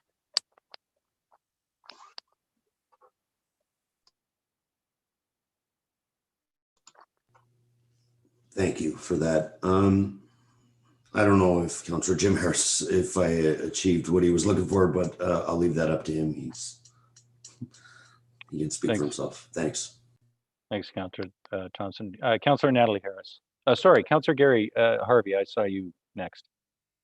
No, I didn't. Okay, Councillor Natalie Harris.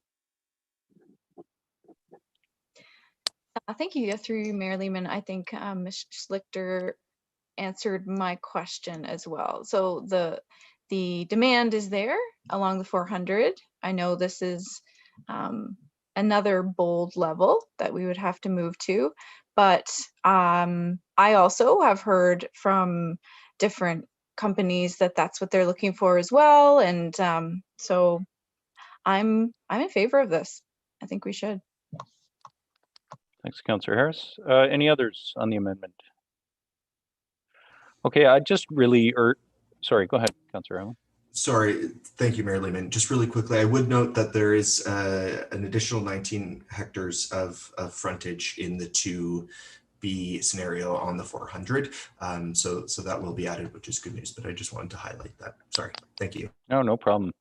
And I think that's a good move, but we do need to go further than that. And I really would encourage council to support this amendment for a couple of reasons.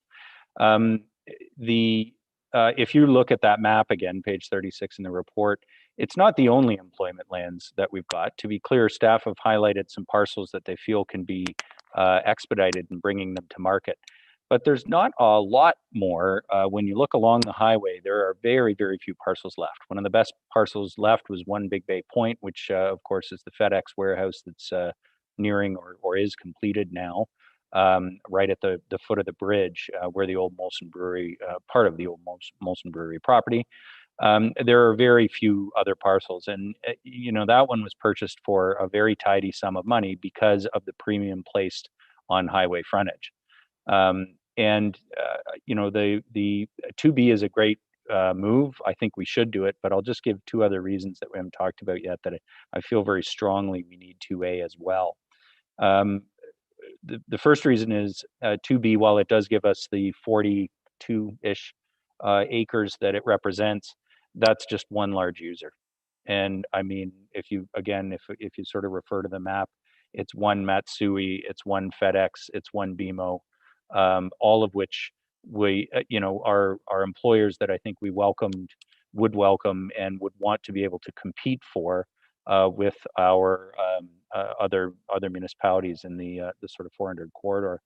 The second reason is that I would really like to see Bryn Drive completed earlier than planned, and if we can do that road alongside the development of the 2A parcel and make the connection right from ESSA to Kaplan, we will complete a really badly needed road link in the south end of Barrie. I mean, we've talked about the bridge for years. The bridge will open shortly, but connecting Bryn Drive all the way was really the other major piece of road network. And yes, it could be completed independent of the development. It will cost us more to do that, and we will need to negotiate the land with Smart Centers to do that. But by doing it all together, you bring it to market together, and we hopefully get the DCs generated sooner for the industrial development. Maybe two other quick general points I'd want to make. Unlike other types of projects, these do have a return on investment. When you bring employment land to market, you attract employers, and we get tax revenue from those buildings. So there's a direct return on investment. Yeah, it takes a couple of years. Hopefully it only takes a few years, not decades. But we're reading a report from our staff that say the demand is unprecedented, and we know we're not meeting it. We're actually losing opportunities right now, which kills me.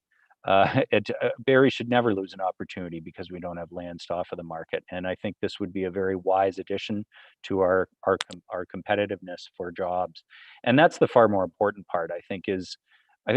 None of us have a vision of Barrie as a bedroom community. We're all very committed to trying to build a complete community where people can find not just jobs but careers, and that means attracting higher value added employment. I know there may be comments or concerns around warehouse type employment. I always think that every job's a job, and there's a range of jobs across an economy from commercial to industrial. But to be frank, if we want to compete for those higher value added jobs, if we want to compete for premium manufacturers, major office employment, you need the highway fronting lands. And I think this will be a really great opportunity for us to be able to go to market and say to those companies looking to move up the 400 or looking to expand right here in Barrie that we do have the parcels for you. I recognize the fiscal impact, it's real, but I would say 5 million is modest. Let's consider as well, we have new gas tax dollars that were just announced and committed for capital works in the city. The federal government's doubled the gas tax, and we have to spend that in 2021. So we are adding a net new $9 million as of a few weeks ago to our capital plan anyway. And I can't think of a better way to spend it than trying to bring industrial employment and major office employment to the city of Barrie. So that's my pitch, and I'll support the amendment, and I'll call the question on it. Those in favor of adding parcel 2A? And opposed? 2. That amendment carries. Thank you. Are there further comments or questions on the main motion as amended? Councillor Thompson. Through you, Mayor Lehman. I think we've set a great sign today. I've met with a few people, and we have an image in Barrie that we're doing a lot on the social side, which is a necessary action of government.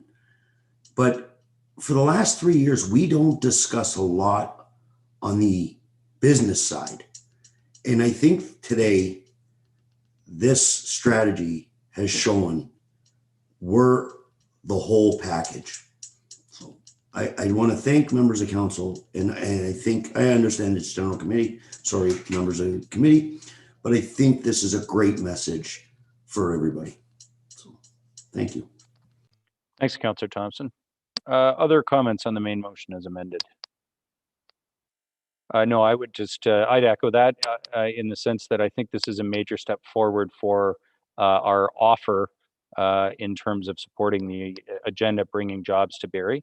And I do want to thank all the councillors for their work on this already, but I also really do want to thank staff, because again, this was direction mid-year from council, and it was in response to what Ms. Schlichter, who's our front line on dealing with employers in Barrie, had been identifying as an issue. And to be frank, we were stuck on this for a little while. We spun our wheels a little bit waiting for the comprehensive review of employment lands, and without a obvious solution to some of the employment lands in the annexed area. And that did require staff to sort of broaden their horizons. And I like that we ended up with bringing some lands that have been vacant for a long time to market, because that's a more sustainable form of development as well. And I think it will benefit the city if we can move it forward. The only other question I had, and I did want to ask it publicly because I did have a few comments and calls today, both from the industrial users and from the, I guess, the real estate and the development world. This particular report, and I'm just really looking for public confirmation of this, Ms. Miller, it does not imply that there's going to be any a priority or preference given to these lands in terms of how the city markets or processes approvals for bringing the lands to market. What this was about was the timing of servicing to support bringing these particular lands to market, not about the planning approval process, and certainly not about whether or not we would assist other landowners in helping find tenants or end users. That's correct? Yes, Mayor Lehman, that is correct. This is just about ensuring that these parcels of land have services available to them so that the development approval process and construction would be able to proceed. Okay, thanks for that. Okay, with that, I'll call the question on the motion as amended. Those in favor? Any opposed? None? That carries unanimously. Thank you, members of General Committee. Moving on, we do have a number of other items that were held. And I think the next one is the tax ratios. Yes, it is. Councillor Aylwin, you held this one. Tax ratios and capping policies. Thank you, Mayor Lehman. I'll put the item on the floor as printed, and I have an amendment as well. Okay, go ahead. So my amendment, sorry, just pulling it up here, and it has been distributed by the clerk earlier. So it's that paragraph 4 be amended by deleting the words "which are to be phased out over the next 2 years starting in 2021, set the 2021 discounts at 15% for the commercial subclasses and 17.5% for the industrial subclasses," and replacing it with "be eliminated in 2021." And I can speak to that. Okay, the main motion's on the floor, and the amendment from Councillor Aylwin would have the effect of eliminating the vacant land discounts this year rather than over 2 years. Go ahead, Councillor Aylwin. Thank you, Mayor Lehman. This is very on topic for what we were just talking about. How do we incentivize commercial and industrial development to support good paying jobs in our community? And currently on the books, we have an active disincentive to that development, which is to provide a discount for vacant land. Currently, it is up around 30 and 35%, 30 for commercial, 35 for industrial. And the proposal is to phase it out over 2 years. But I think a disincentive like this, I think we should be getting rid of it now to incentivize as much development as possible and not put that burden on other taxpayers as well for that discount. In the report we were considering earlier on employment lands, one of the key challenges that was expressed by our staff was that some landowners have indicated a desire to hold onto their lands for future development or to flip their property down the road. And that is preventing development from happening. There are interested parties wanting to come in and buy the land to do commercial and industrial development, and these landowners are sitting there. And I would guess that at least part of the reason is that they are receiving a discount to do so, to keep it vacant. So I think this is a good move. It's consistent with what we've just approved, and I hope council will support it. Thank you. Okay, thanks very much, Councillor Aylwin. On the amendment, Councillor Morales. I'm sorry, Councillor Aylwin. I want to clarify because I think I misheard. Did you say that potentially, obviously you don't have a crystal ball, but did you say that potentially a landowner is land banking, aka the practice of sitting on land and not really doing anything with it actively? That there's people that could potentially be land banking and turning down potential offers of purchase to then develop and grow and do commercial, industrial, who knows what, because they're getting a discounted tax rate. They're getting a discounted annual property tax rate. Councillor Aylwin. Thank you for the question, Councillor Morales. So I would never say that that's the only factor at all. It's one piece of the bigger picture. And as our staff have said in the report, that's an issue with our employment lands, that landowners are holding their lands, waiting for potential future development down the road, or not willing to sell their land to an interested buyer. And this could be one factor. If we got rid of the So yeah, that was the point. So you're saying that okay, guys, councillors, don't want you interrupting each other. So let's let Councillor Aylwin finish, and then you'll have the floor, Councillor Morales. Go ahead and finish your answer, Councillor Aylwin. Mm-hmm. So just to say again, the discount is a disincentive. I think if we got rid of the discount, then it would maybe push some landowners to reconsider whether they want to hold that land any further, and maybe they want to sell it to an interested buyer who would develop it. Okay, thank you.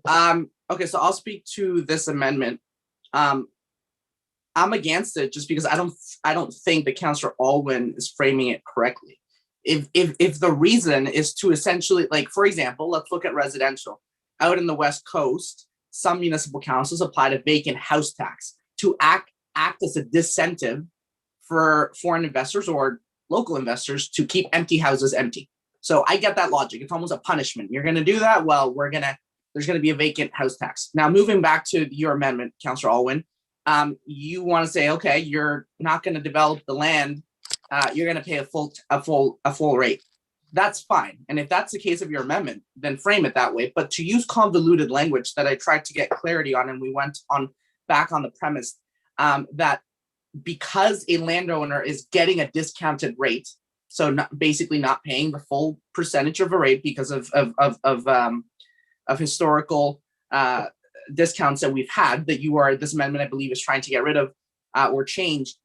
If the logic that somebody is not selling the land because they're getting a discounted tax rate, and your language, I listened to your comments very carefully, that they have potential buyers essentially knocking on their door saying, hey, sell to us. we'll do something, we'll create jobs, they'll make money. And the landowners are saying, no, we're not going to let you give us millions of dollars for land because we're saving a couple tens of thousands of dollars to the city of Barrie. That premise is just completely false. So that's why I asked you to clarify on that.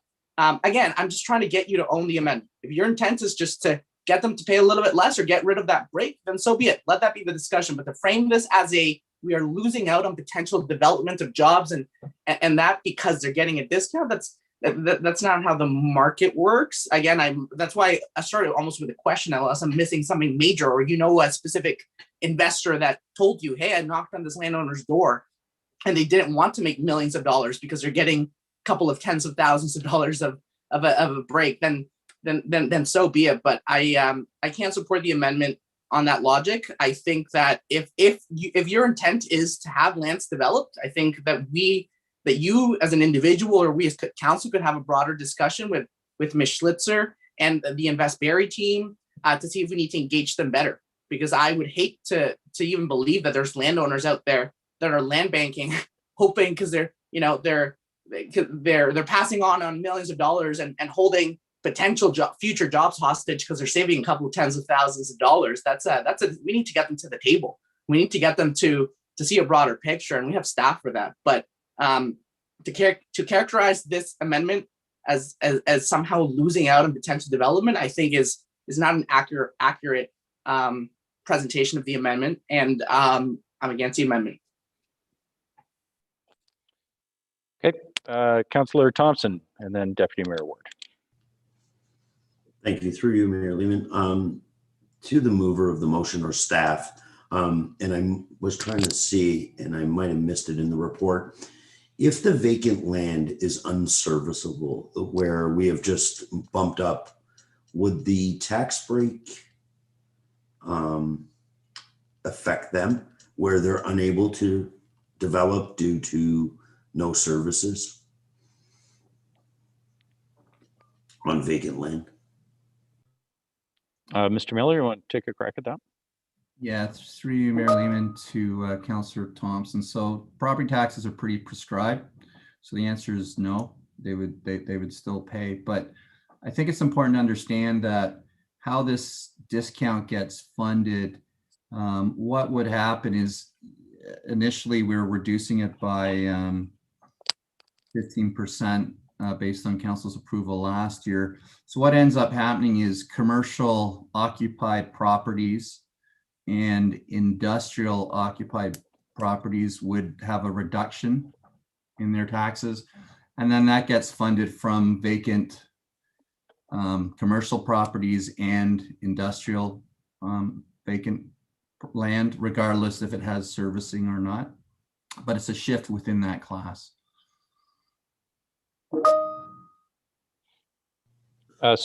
Go ahead. Oh, sorry, Mayor Lehman. So in basic layman's terms, you have a building, you have employment there, you have a building, you don't, you're swapping money is pretty much it. They pay for each other.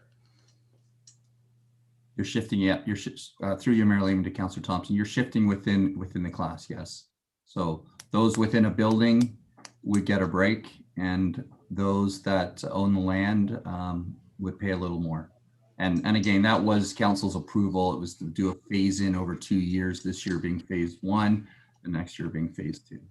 The province, the province has already implemented this in terms of on the education side of it. They removed the 30% straight up, and most municipalities have actually followed suit. Perfect. Thank you for the clarity. And just before I go to you, Deputy Mayor Ward, Mr. Miller, how many properties are in the vacant commercial and industrial subclasses? How many properties are currently getting this discount? And how much total tax are they paying? Mayor Lehman, I would have to probably get back to you on the specific details of that, and I can certainly do that through a memo. I don't have it readily in front of me at this time, but we can certainly do that analysis for you. Yeah, that would be a helpful number to have for council next week, I guess, if this passes. I'll let the debate continue. I have a few comments myself, but go ahead, Deputy Mayor Ward. Sure, just I think it's been answered already, but just for clarity to Councillor Elwin, Council's already agreed to eliminate it over 2 years. Your amendment's just been eliminated over 1 year instead, correct? Right. Okay. Yeah, yes, that's correct. Especially considering the burden that gets placed on occupied properties, as Mr. Miller noted, and we can lessen some of that burden and also potentially have an incentive. Thank you. Any other comments on the amendment? Just a couple, I guess, from me. Oh, sorry. Go ahead, Councillor Riepma. Thank you, Mr. Mayor. I'm going to support this amendment. I think that as a municipality, we need to be very consistent. We don't give breaks for other categories and for vacant land. And in terms of the assessment and the taxation part of it, I mean, the assessment that a person has is based on the value of his property. And if that property isn't serviced or isn't capable of being developed, then obviously the assessment is much lower. So I'm inclined to think that, it balances itself out. And I don't think we ought to be favoring one commercial or industrial property in favor of another one. So I'm going to support this. Thanks for that. Councillor Gary Harvey. Thank you, Your Worship. I'm not sure if Mr. Miller answered this in one of his responses, but is our bonusing or discounts consistent with what other municipalities have also implemented? Mr. Miller. Through you, Mayor Lehman, I'm not really sure what you mean by bonus. You mean the discounts on the current discounts on vacant land? Yeah, so that is prescribed under the Municipal Act. The province a number of years ago gave the options to eliminate that discount. So before it was sort of a mandatory reduction, but they did remove that a few years ago. Are a lot of other municipalities removing it, Mr. Miller? Yes, they are. Sorry, Councillor Harvey. I thought that was maybe what you were asking. Yeah, no, actually, that's spot on, Mayor Lehman. No problem jumping in anytime. I'm not going to support this only because I think it sends a bit of a mixed message here too, because we adopted this not that long ago, and now we're having a discussion around clawing it back, and I think that sends a wrong message.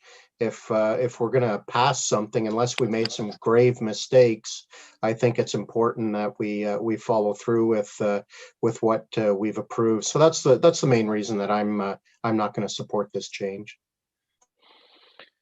Thanks, Councillor Harvey. I'll just ask you another question before we keep going. Mr. Miller, can you pay the vacant rate if you own a building and it's been vacant for some time, or is it only for undeveloped commercial and industrial land? Like if the property's been improved, but you've lost your tenant and never been able to replace them, so you got a vacant building there, can you apply for and pay the discounted rate? To you, Mayor Lehman, to members of council, no, because any improvements would be sort of captured in the, I guess, assessed value of the property. Right, but could you be moved into this class even if there was a building on the property, or is it only for unimproved properties? I'm going to defer to Grace Marsh, who's actually our. Was Grace on the call? Awesome. Okay, Ms. Marsh. Well, maybe I'd ask Ryan if you could pull up. Okay. And there she is. So. Through you, Mr. Mayor, thank you for the question. No, if a property is improved, it stays in the full commercial class, whether it's occupied or not. In the past, we had a vacancy rebate type of program, and that was eliminated many years ago. So anything improved pays full, anything unimproved has the vacant discount. Okay, thanks for that. And while you're on the call, I don't suppose you happen to have to hand the number of properties in these classes? I'm sorry, Mayor Lehman, I don't have that at my fingertips. I thought I'd ask only because thanks, Mr. Miller, and thanks, Ms. Marsh. To me, it matters a bit because I suspect we're not talking about a lot of money here, both in terms of the discount amounts themselves for the individual properties, but also the benefit that it will give because it very slightly lowers the full commercial rate. I suspect we're probably talking about amounts that are really minimal. Obviously, we'll get those numbers next week if the amendment passes, but it's just my guess, so I probably shouldn't guess. Others wish to comment on the amendment? If it's only unimproved property, though, it's not going to be an enormous amount, I don't think. Okay, so I guess those were my comments. I will support the amendment for today. I am of two minds on this, and I guess for two reasons. One is we did pass what we were going to do with this, and I'm going to guess that there are at least a few property owners out there that counted on the discount, and to have it pulled away will cost them real dollars. And it will, those dollars may not be insignificant for some vacant commercial and industrial landowners. That small number will pay a lot. And the second reason why you might not think it's a big move is when you spread that across the entire occupied industrial and commercial class, we're not going to be giving people a big break on their taxes by getting rid of that discount and spreading it out for everyone else. I mean, every little bit helps, but $20 probably isn't much for your average small business. I think the reason I am interested in supporting it is I actually agree we shouldn't have any incentives to keep your land vacant, and most municipalities are going in this direction. I supported this when it was brought forward as policy direction before. We might hear a few howls of outrage from this one, but I am going to support the amendment going forward to council, at least until I understand the impacts better. I think with the numbers in front of us, how many properties, how much they pay, what the discount's worth, that would give me greater comfort, but I'll support the amendment at least tonight. And if there are no other comments on it, I will call the question on it. So those in favor of Councillor Ireland's amendment? 1, 2, 3, 4, 5, and myself, yes. Those opposed? 1, 2, 3, 4, 5. So that carries for tonight. 6-5, and it will go forward to council for next week. And Mr. Miller, if we can get the numbers, that would be helpful in me understanding the impact of the amendment. Other amendments or comments on the tax ratio report? Okay, I just did want to make one comment because it was addressed, and I really thank staff for doing this.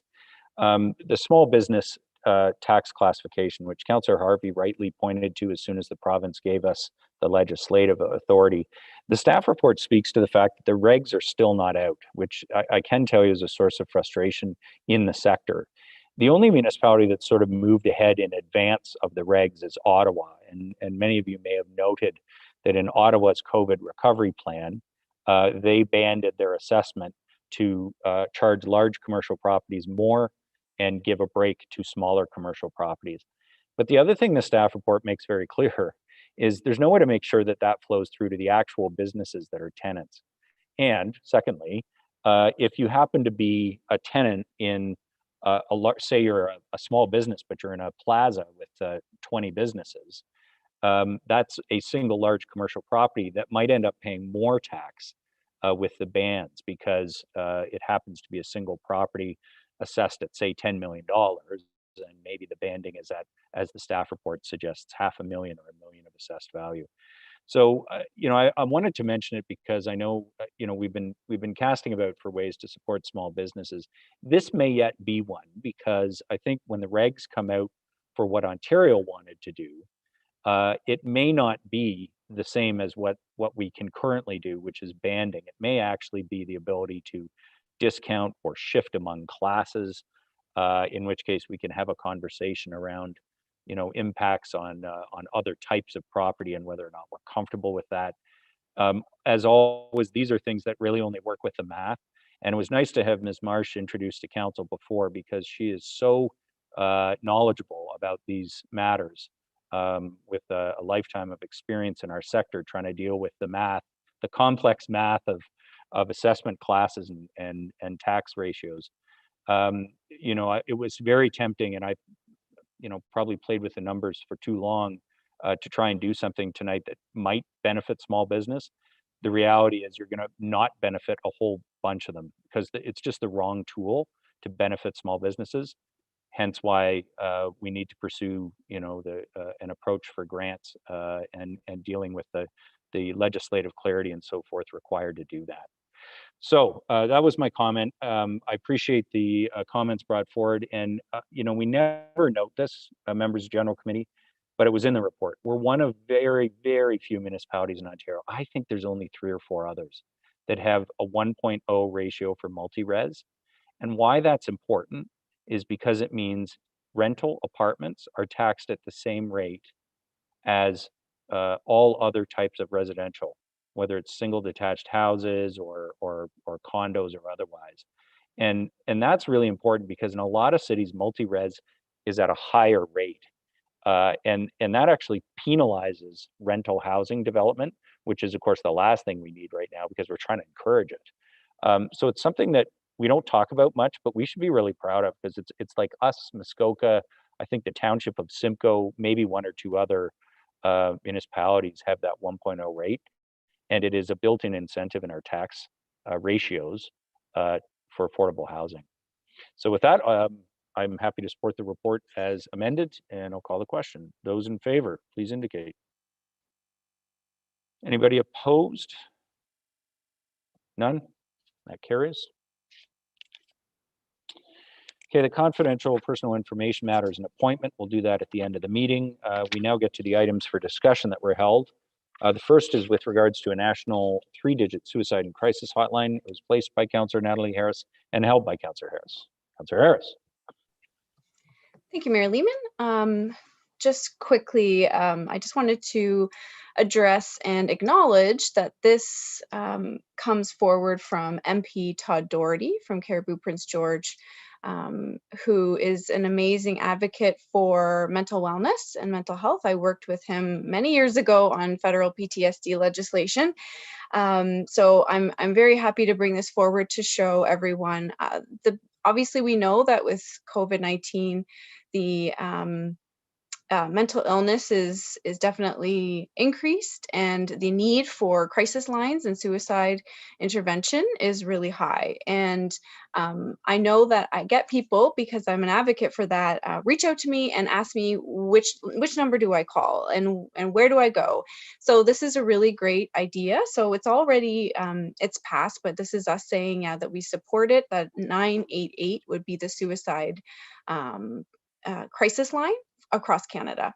So, and I also wanted to make one quick mention that MP Doug Shipley is accidentally not listed on the bottom, and Councillor Harvey pointed that out to me, and I'm like, how could I forget Doug Shipley? Like, really, Natalie?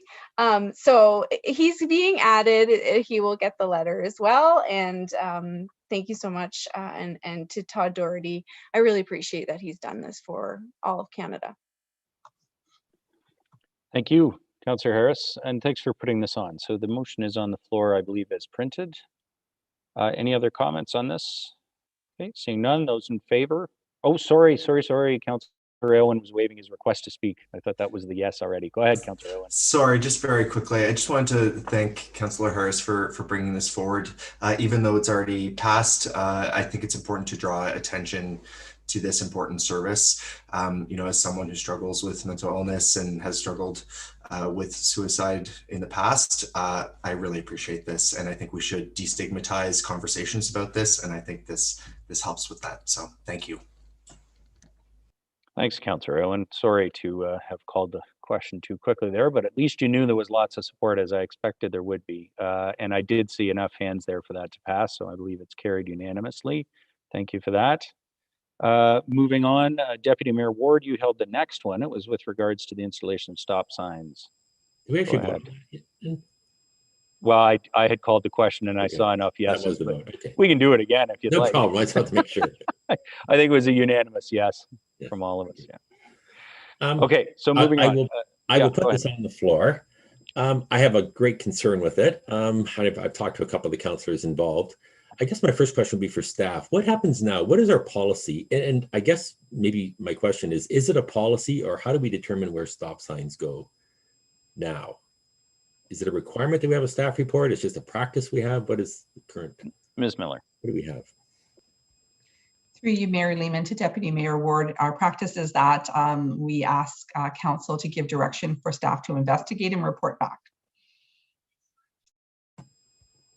Right, it's not a policy, it's just a practice, or it's just something we've got accustomed to doing it, or do we actually have a policy on?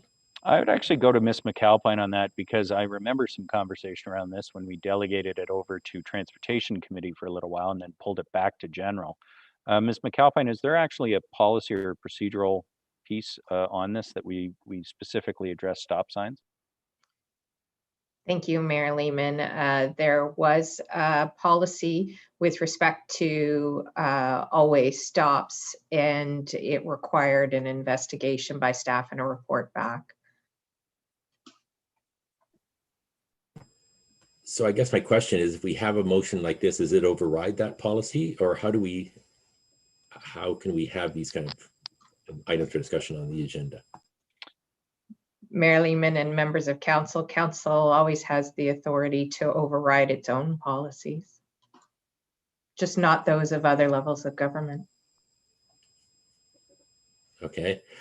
And I guess my concern is, I mean, I was on council when we used to be able to just put on any request we wanted for a stop sign, and some councillors, shall remain unnamed, put on a lot of requests for stop signs. We had certain wards of the city that had stop signs. Every time 2 or 3 people asked for one, they got one. And because of that, we put in a policy that it had to go through staff. We had to survey the neighbors. We had to talk to the city police, find out what kind of accidents there were over the years. And I kind of like it that way, because we all get requests for stop signs. I'm sure we all do. And I had 2 last week for stop signs on Letitia. We wanted 2 stop signs between Ann and Sunnydale Road on Letitia. And the easiest thing for me is to say, look, we have a policy. I can put a motion on. It's got to meet certain warrants. That those aren't going to meet, I can tell you now, they aren't going to meet the warrants.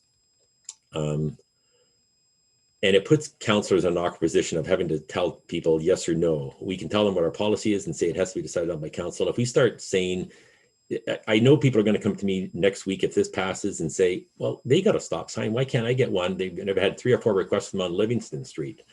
And it puts us in an awkward position of having to tell these people, well, they went around the policy, but I'm not willing to do it. It makes us sound like we're the bad guy. And it really bothers me that we have these on. And I know I've talked to a couple of councillors and they have the reasons for doing it now, but I still find it impossible to support this without even a memo from staff. There's nothing from staff. We're just going ahead and saying we're going to put stop signs at these 2 intersections. So because of those reasons, I'm sure the councillors themselves want to speak to it, but I can't support it. Thank you. Thanks, Deputy Mayor Ward. Councillor Aylwin. Thank you, Mayor Lehman. I guess I just have maybe a suggestion on how we can move this forward, because obviously there must be a great need for these stop signs at this location, and I appreciate the councillors for bringing that forward. Is there a way we can maybe shorten the timeline of the 4-way stop investigation in this particular case? We can attach a timeline and ask staff to conduct it, as quickly as they can. Just a suggestion for maybe one of the movers. Sure, Councillor Thompson, looks like you might have addressed that. Thank you. Through you, Mayor Lehman, to Councillor Irwin. Councillor, the problem is right now, so we had reached out to staff, and due to the traffic volumes, due to COVID, there wouldn't be a stop sign in the city of Barrie because they will never meet the threshold. So, and maybe Ms. Banfield can speak to that. I had an item for discussion on Ann Street, and we had to suspend it because they wouldn't get true numbers. Now, I won't speak for Councillor Harris, but I do know that he's went out and done his work, and I'll speak to Councillor Ward's comments. I didn't take this lightly. I know that a letter went out to all the residents and they were all in favor of it. I've sat for multiple hours watching. We're going to get the closure of the Ann Street Bridge, which is going to put traffic on Edge Hill. I've got almost 3 kilometers of road with no break in it. So I've done my homework, and I do appreciate, procedures, but I just can't wait any longer. You know, I've done the homework, and Council Warden, I don't mean this in any disrespect, but when you wouldn't get a parking lot, you were willing to put a crosswalk for one person to walk across the street because of safety. And I respected that. And I supported your crosswalk or your parking lot. But like, I'm not offended, but I hope you know that this isn't something that I just took nilly-willy and I'm putting it up and I think I have the power to put a stop sign. I actually have spent multiple hours at all different times. And, you know, I wished I could put a gate up, to be honest with you, because now with the dirt bikes, Miller Drive has become an extension of the 400. And like I said, I've really done my work. And, you know, because you chose not to do it for your residents or another counselor, that's their prerogative, and I will never. But because you don't want to do it on yours, and I don't think my residents should suffer. Like, and I understand it makes people look bad, but you do have the power to bring this forward with legitimate concerns and research. And I feel that I've done that. So that's all I'll leave it. And I really would hope that my fellow councillors would support me, you know, and Councillor Harris and Councillor McCann, that I know we've done the work. And it's something that I think is a real big safety concern. Thank you. Thanks, Councillor Thompson. I know there was originally a question there from Councillor Aylwin, and I don't know if you had concluded your comments, Councillor Aylwin. Yeah, no, I really appreciate that answer, Councillor Thompson. I hadn't considered the factor of the stay-at-home order impacting that, so we wouldn't be able to expedite a four-way-stop investigation. So I can appreciate that. Thanks. Councillor Jim Harris, I saw you next. Great. Oh, sorry, no, my apologies. Councillor Natalie Harris, you were waving your sign before, and I did write that down and promptly missed it. Sorry, Councillor Harris. Sorry. Yeah, no, I would let you go, Councillor Harris, but I actually have a pretty valid question. So as far as I'm aware, I have put in requests many times, first to Mr. Ferrari about investigations for stop signs, and recently with Ms. Banfield as well, and also for left-hand turn signals, and was told as well that the numbers are very low right now because of our COVID traffic. So I've postponed some of those things to a later date because of that, in hopes that we would get it. So with this conversation being up now, I was also under the impression that there are provincial standards that need to be met. Am I wrong, Ms. Banfield, Ms. Ferrari, Mr. Ferrari? Mr. Ferrari? Your Worship and members of committee, there are OTC recommendations and standards, guidelines that we adhere to. But as mentioned this evening, direct motions from council is what we adhere to. So, you know, we make our best recommendations. Direct motions, we also conform to. Okay, thank you, Mayor Lehman. Yeah, I guess I was under the impression that those were rules that we had to follow, that those weren't necessarily guidelines, but they were standards that we had to meet. So, okay, that's my answer now, that they're not. With that being said, maybe there is some way that during this time, during lockdowns, we could remove the policy temporarily. And also, because the councillors do their homework, like Councillor Thompson has said, and this is a necessary place for this, but I also really do value what Councillor Ward said. I have so many people come to me for stop signs, one in particular, many times, and it just hasn't met the numbers. So I was in support of what staff was saying, because also they were also telling me that sometimes if we put a stop sign up and it's not warranted, it can cause problems. And so I've learned so many things over the last 3 years. So I will support this because I appreciate what's going on and how it's so necessary. And I totally understand that the numbers are skewed right now because of COVID. But I think over the next week, maybe I can work with Councillor Thompson or Councillor Ward or all together and maybe do something that we can change the policy or make a pause in it right now because of the numbers.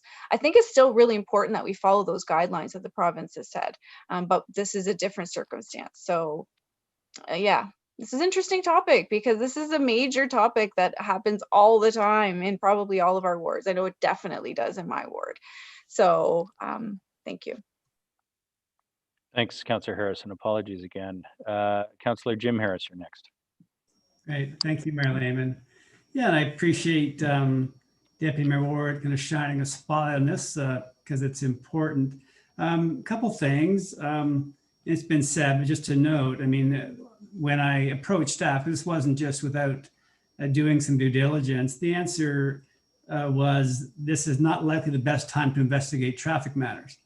Now, I understand that. I understand volumes are down. I will also say that this particular intersection has a history, including last being investigated in 2017. So I wasn't the councillor then. It's also a bordering ward, which has both residents from Ward 8 and Ward 10 expressing concerns to their councillors. The other challenge, so I will say, be honest and transparent, in 2017, it didn't meet the numbers. So people who, despite their interest, their concern, they're expressed enough to get their councillors to bring it forward. They've sat. 4 years later, here we are. Also, we can't get the numbers. We're a few months away from what will be the busiest season in that neighborhood, which is spring and summer, or summer, and the volumes will certainly be up. And if you've driven the neighborhood, I would really encourage you to do so. It is not a square intersection. It is on an angle. So you are not able, at least safely, to sit on Dock Road and go, it's safe to go. No, you have to edge out. You have to encroach across the sidewalk. So these are all factors outside of volume that would necessitate this intersection having everybody stop for the safety of all those who choose to use this. I also say I met with residents at Shepherd's Park a few weeks ago and had some opportunity to both view this in operation and speak to those who live there and walk down to that park. It's also a very, very wide intersection. You take a long time to get from sidewalk to sidewalk. So I'm no expert in road design and stopping where you should stop and not stop. As I often do, my resident traffic and road expert came with me to give me some advice on the design and what they thought. I will say also that we could go about taking this whole intersection, making it square, and that would be certainly more expensive than putting up 2 stop signs.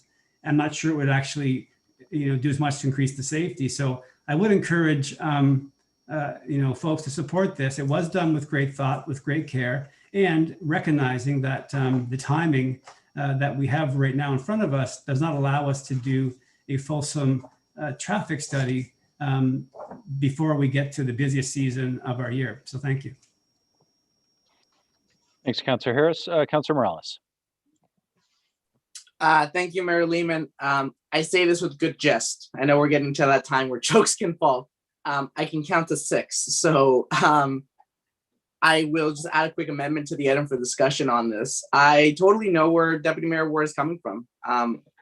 I get that it's problematic. I get we've kind of respected the numbers, and I know that harder than putting in a stop sign is taking it out because residents who believe that it might work, become really enamored with it and go from there. So I'm definitely by that school of thought, but I'm just counting the numbers now and having gotten even an email from residents in my ward about that problematic area. I'm going to make a quick amendment to add a stop sign location, northbound, southbound, for the intersection of Madeline and Country Lane. Basically everything that the councillors moving this motion have said. If this passes, how do I even talk to my residents and say, well, this is what the policy says, as that Deputy Mayor said. So I don't know if the 6 are still there. I'll add this amendment, we don't have to really debate it. We can go vote on this amendment, go back to the item for discussion, and then we can see what goes from there. Okay, so we have an amendment, and that would be to add, sorry, Madeline and Country Lane. Country Lane, yeah, as another location. On the amendment, Councillor Natalie Harris. Thank you, Mayor Lehman. I think we're getting into muddy waters here. I could throw a few easy peasy into this mix instantly. The people on Cumming Drive would probably throw a party for me. I'm not going to support this. I think let's have a week of discussions about maybe altering the policy during these lockdowns. But I'm pretty sure most of us can add a whole bunch that we've all been looking into and have done the research and really our residents want.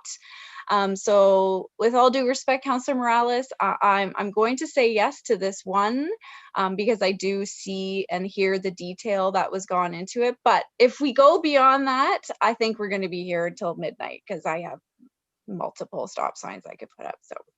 So thanks. On the amendment, Councillor Riepma. Thank you, Mr. Mayor. And I would do exactly the same thing as Councillor Natalie Harris just did. And I'm sure that we'd have a big party in Ward 1 as well.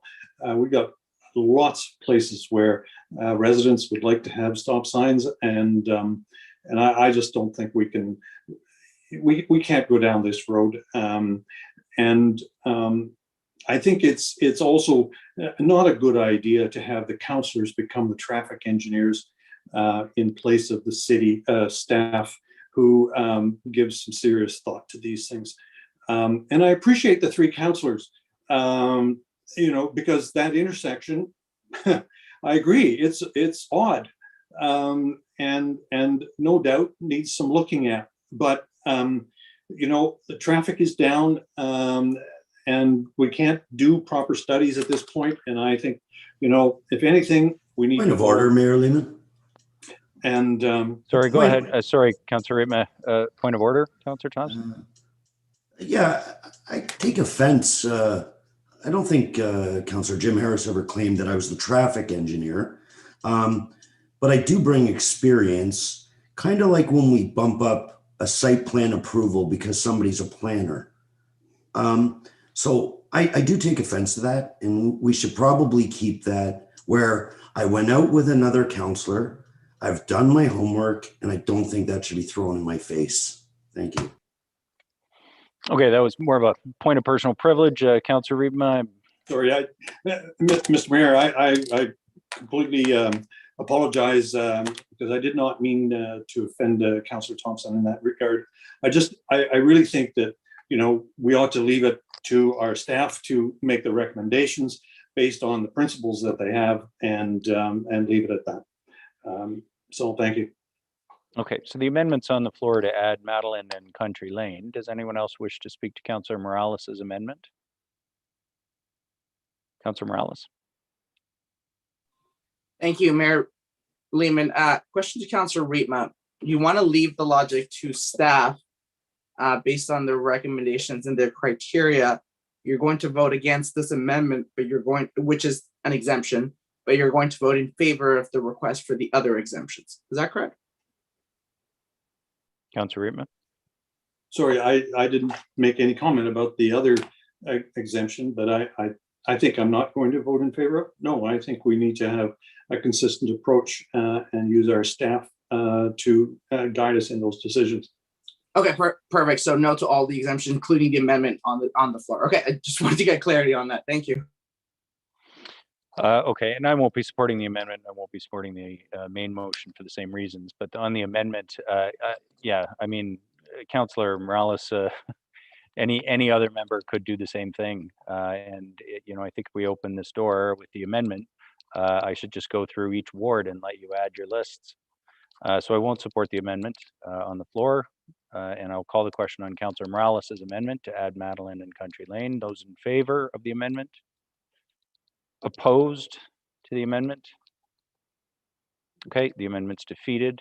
On the main motion, which Deputy Mayor Ward did put on the floor as printed, Deputy Mayor Ward, and then Councillor Aylwin. And Councillor McCann, were you asking to speak? Councillor McCann, were you asking to speak? No. Okay. Deputy Mayor Ward, and then Councillor Thank you, Aylwin. Mayor. I just had a question for staff, and I guess this question is I'm not sure the answer to it. When we do a traffic study, do we go out and do it for that respect, or we don't? In other words, we don't have figures on. We don't have any statistics on file as to how many people would use Sproule Drive or how many people would use Letitia Street or anything like that. We don't have those on file. We have to go out and actually pull and do surveys when we get a request. Ms. Miller. Thank you, Mayor Lehman. Through you to Deputy Mayor Ward, that's correct. We do counts for each requested investigation. But we don't have that kind of information on. We don't know how many people are using the street on an average day in Barrie. I'll ask Mr. Friery or Ms. Banfield if they know whether or not we have stats that we could pull. Mr. Friery, traffic counts.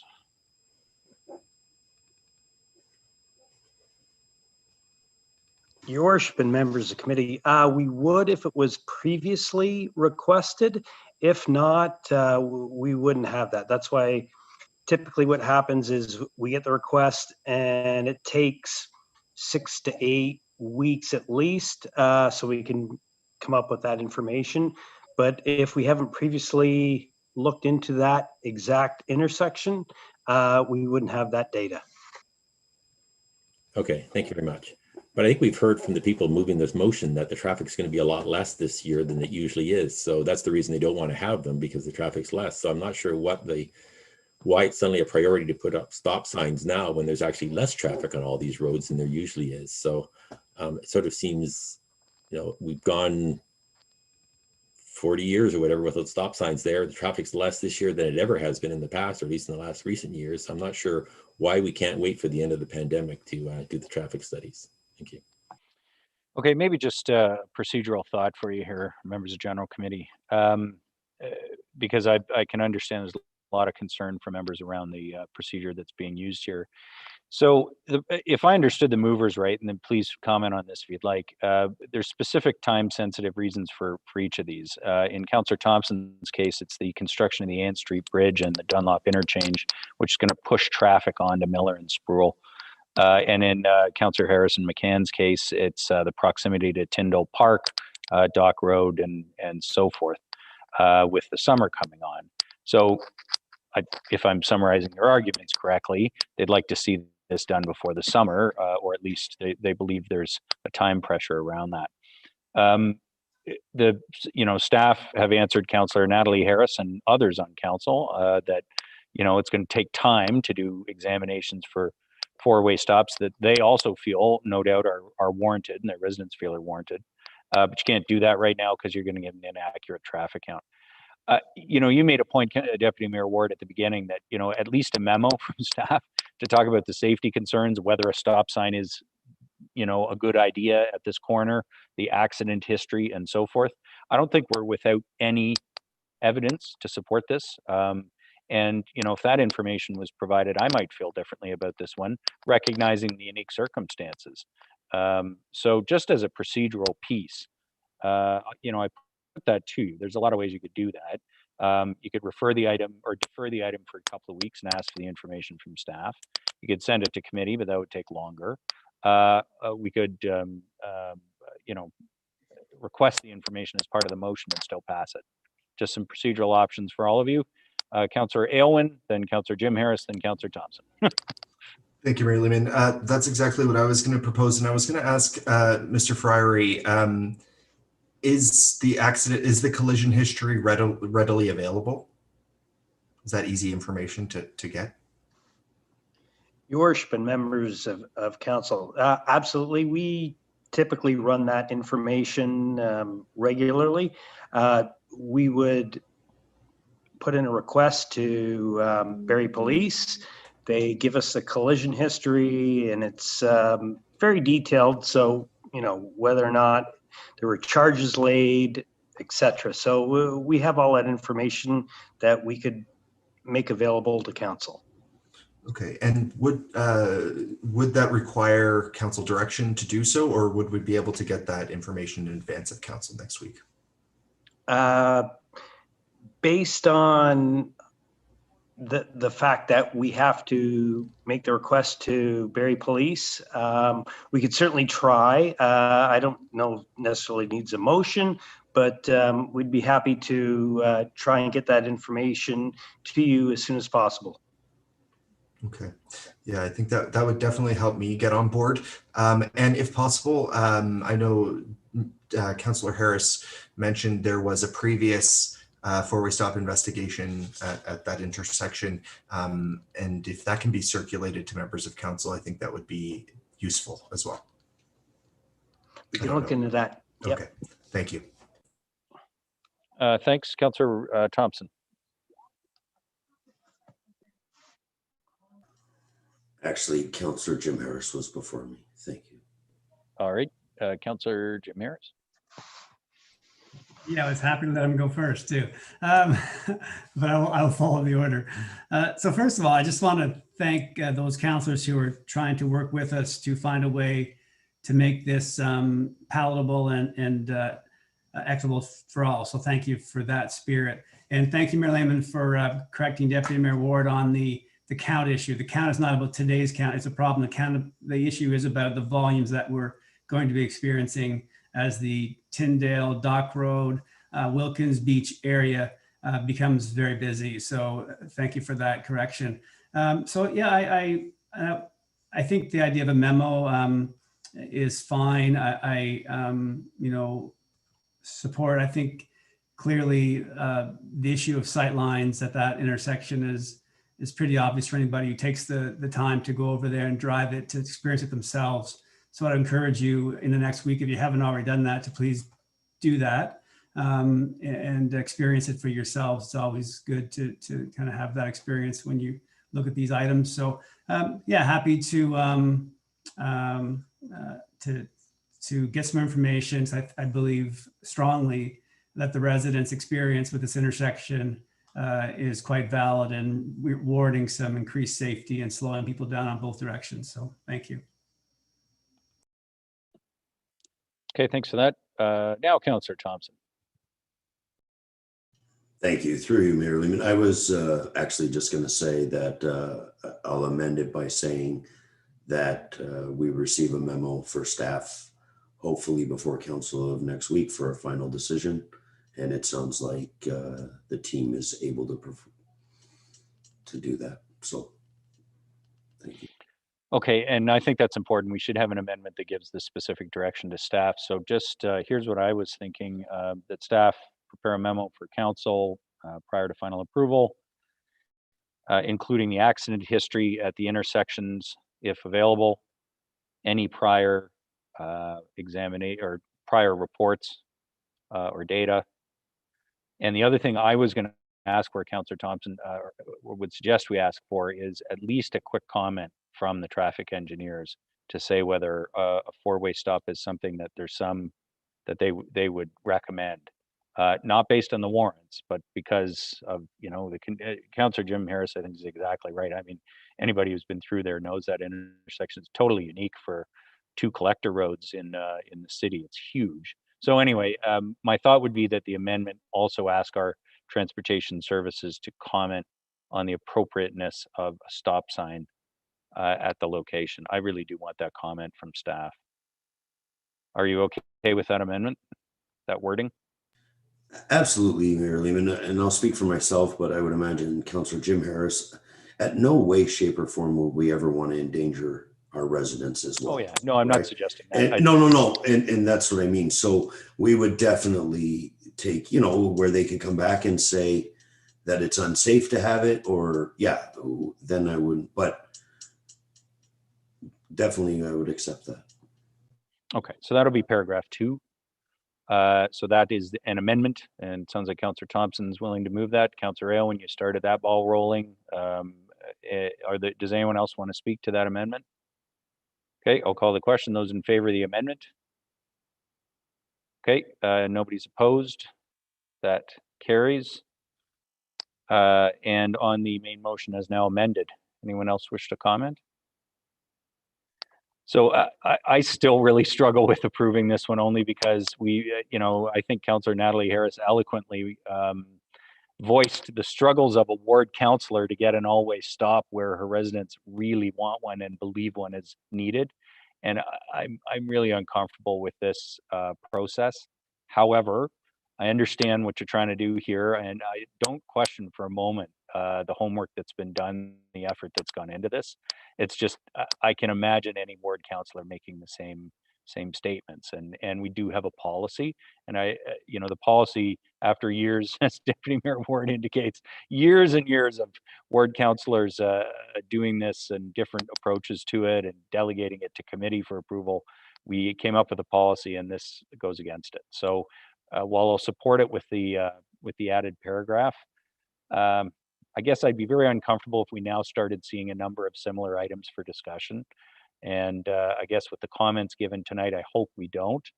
But if we do, I might not want to support those because I really struggle with even this. I will support it, for now, to at least get the information and send it to council, and I'll call the question on it. So on the main motion as amended, those in favor, please indicate. Opposed? 1. Okay, that carries. All right. This is good municipal government stuff. Tax ratios, employment lands, always stops, talking about that forever.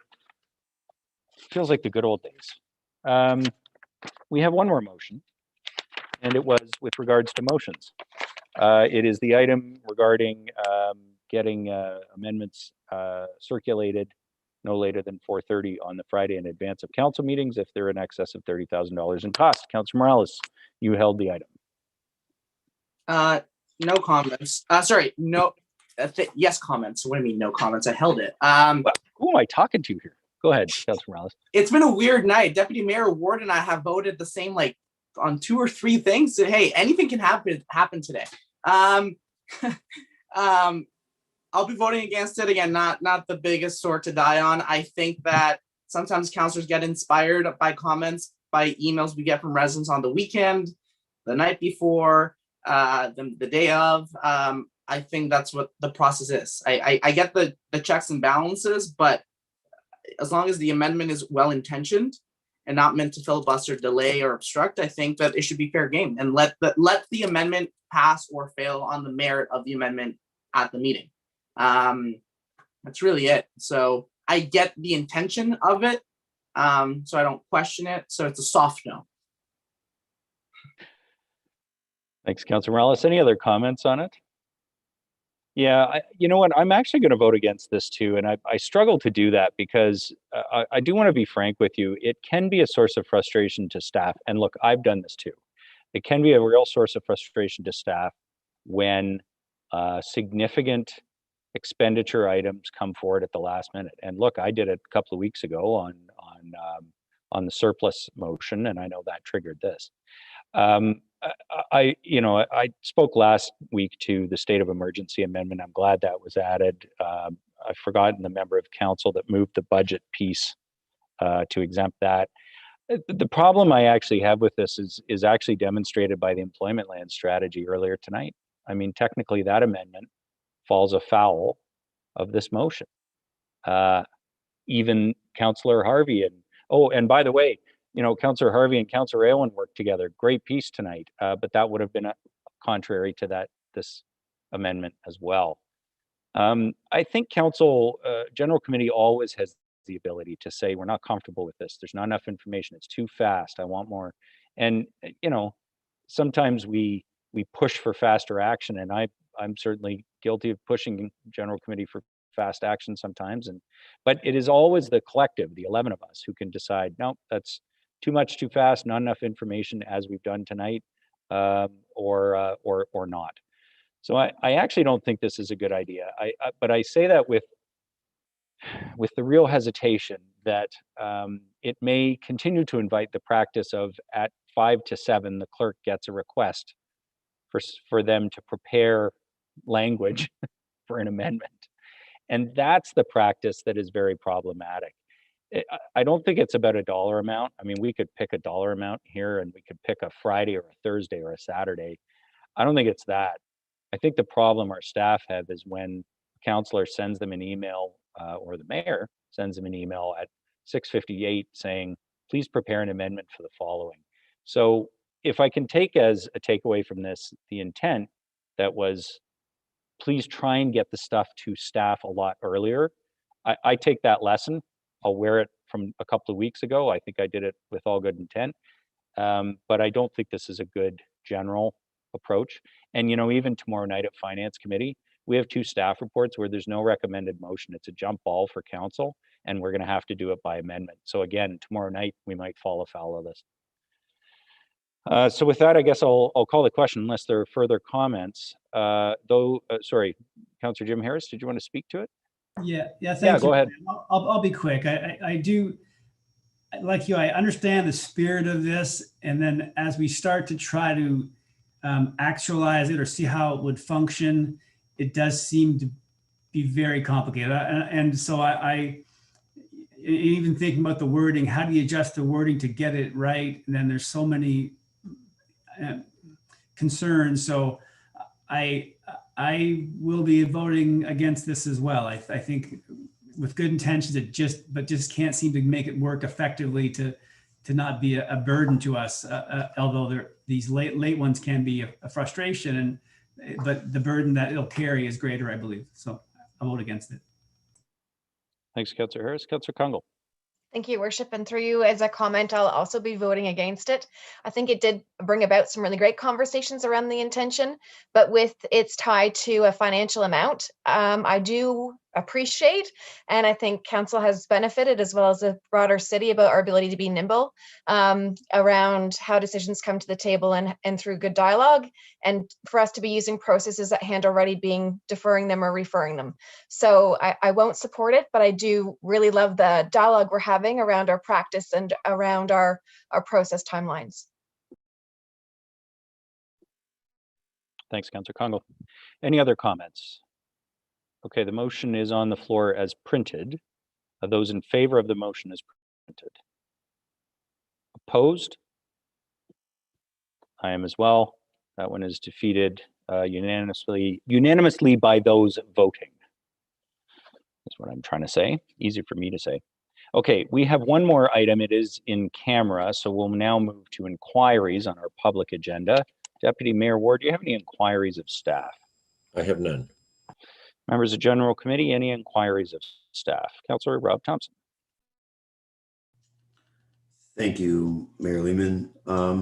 Through you too, Dave, if just because we approved it tonight, the warning light, or sorry, it's going to council, the warning light on Ferndale. So I was actually out looking at the one on Ann Street. If they could have the construction company doing the bridge work, move it 30 meters north or 30 meters south, because they've blocked the warning light on Ann Street. So it's not a real good practice, actually, and it would leave the city liable if anything ever went wrong by blocking a warning sign. Thanks, Mr. Friary. That's something we can take care of with the crews.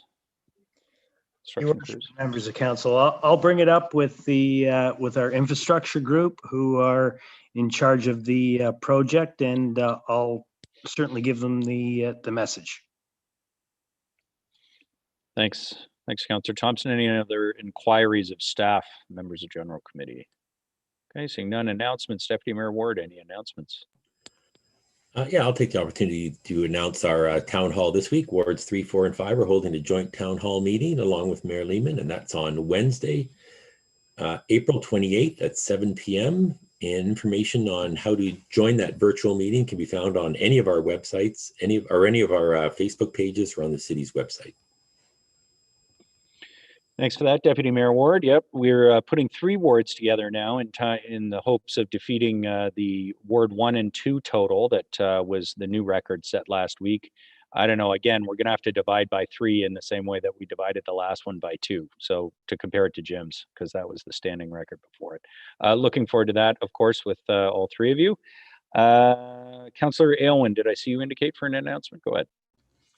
Thank you, Mayor Lehman. I have two short announcements here. The first is a neighborhood meeting for a proposed development in Ward 2, 219 and 223 Bayfield Street. And it's happening Tuesday, May 4th at 5 p.m. And it will be a virtual neighborhood meeting, of course.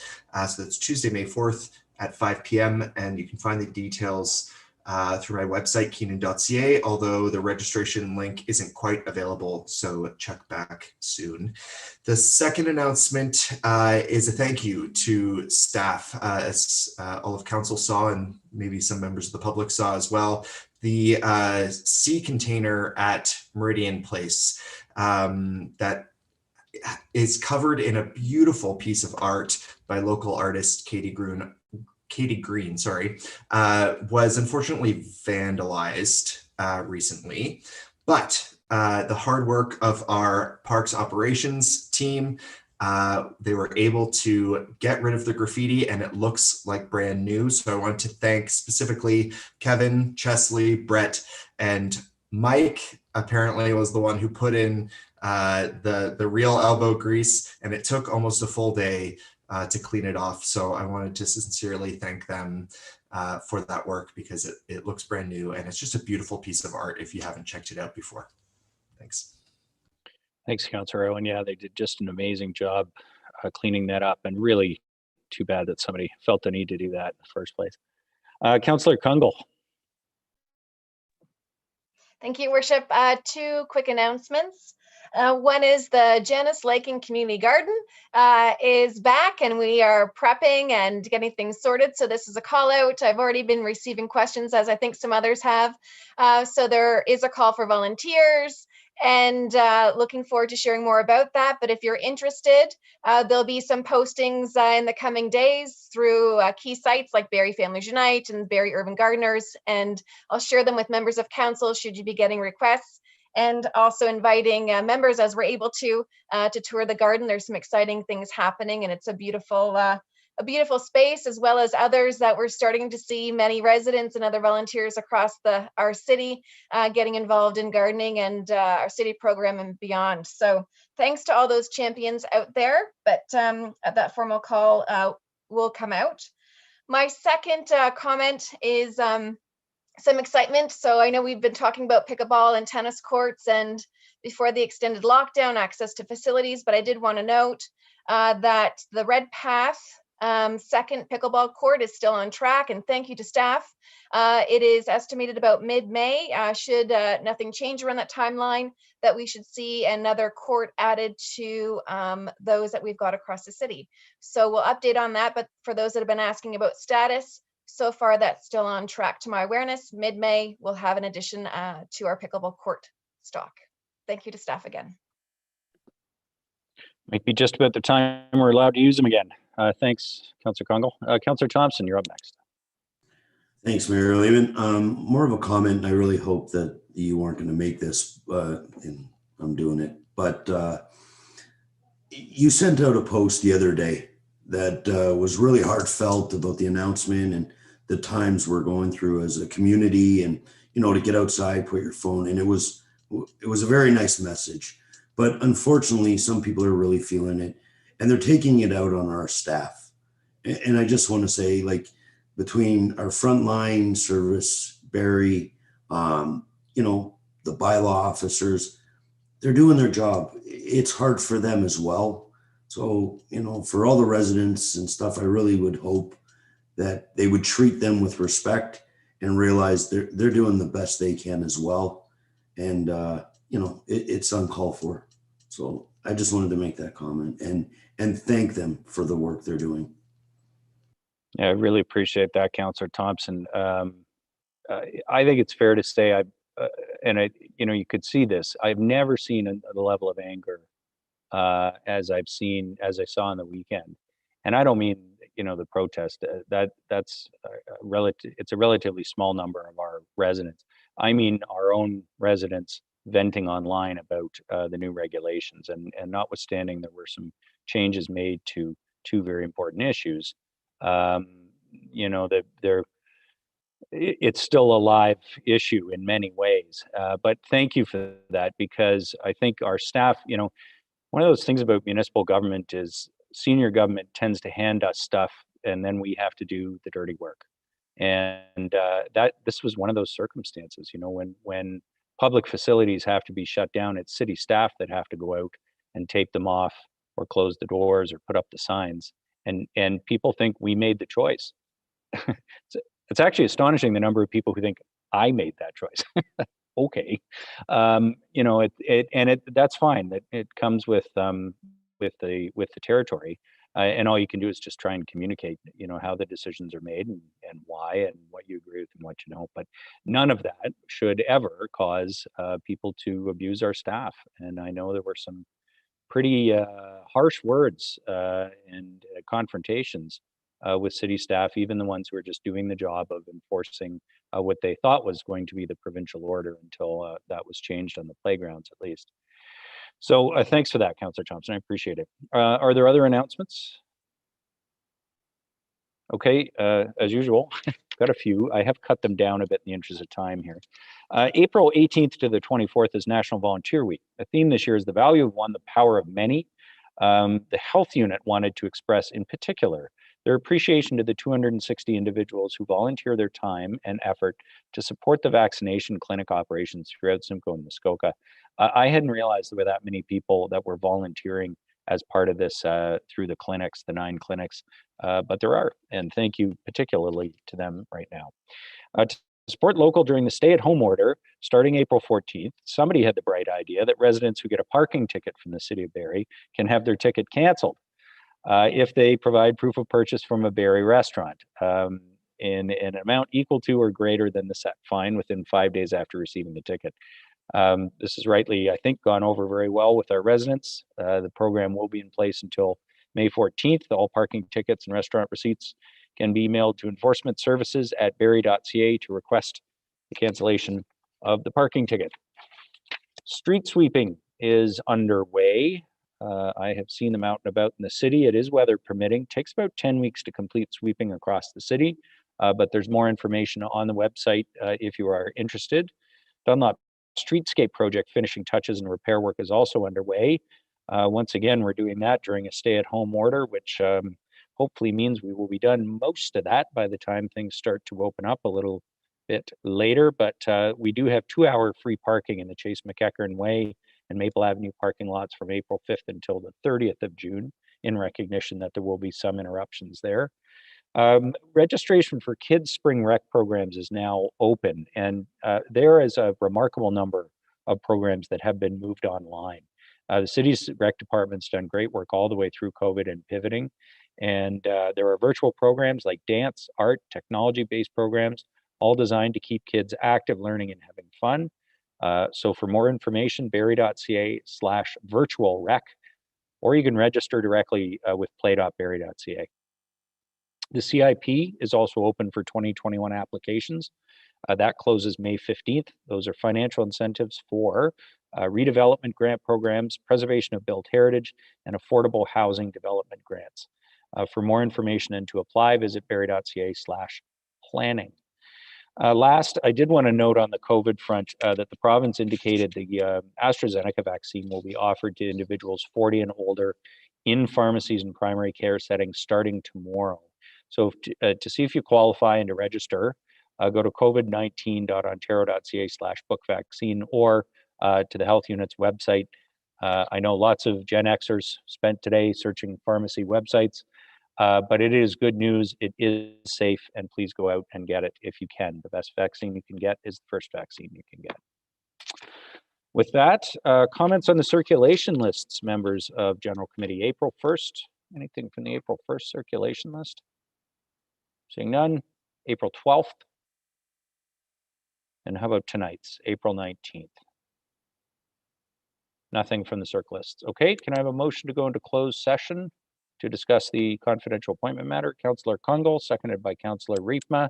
All those in favor of moving into closed session? Anybody opposed to moving into closed session?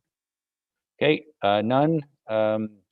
We will excuse members of public and turn off the web casting. Thank you everyone for joining us for a busy agenda tonight, and we'll now move into closed session. So I'll just let staff do that now.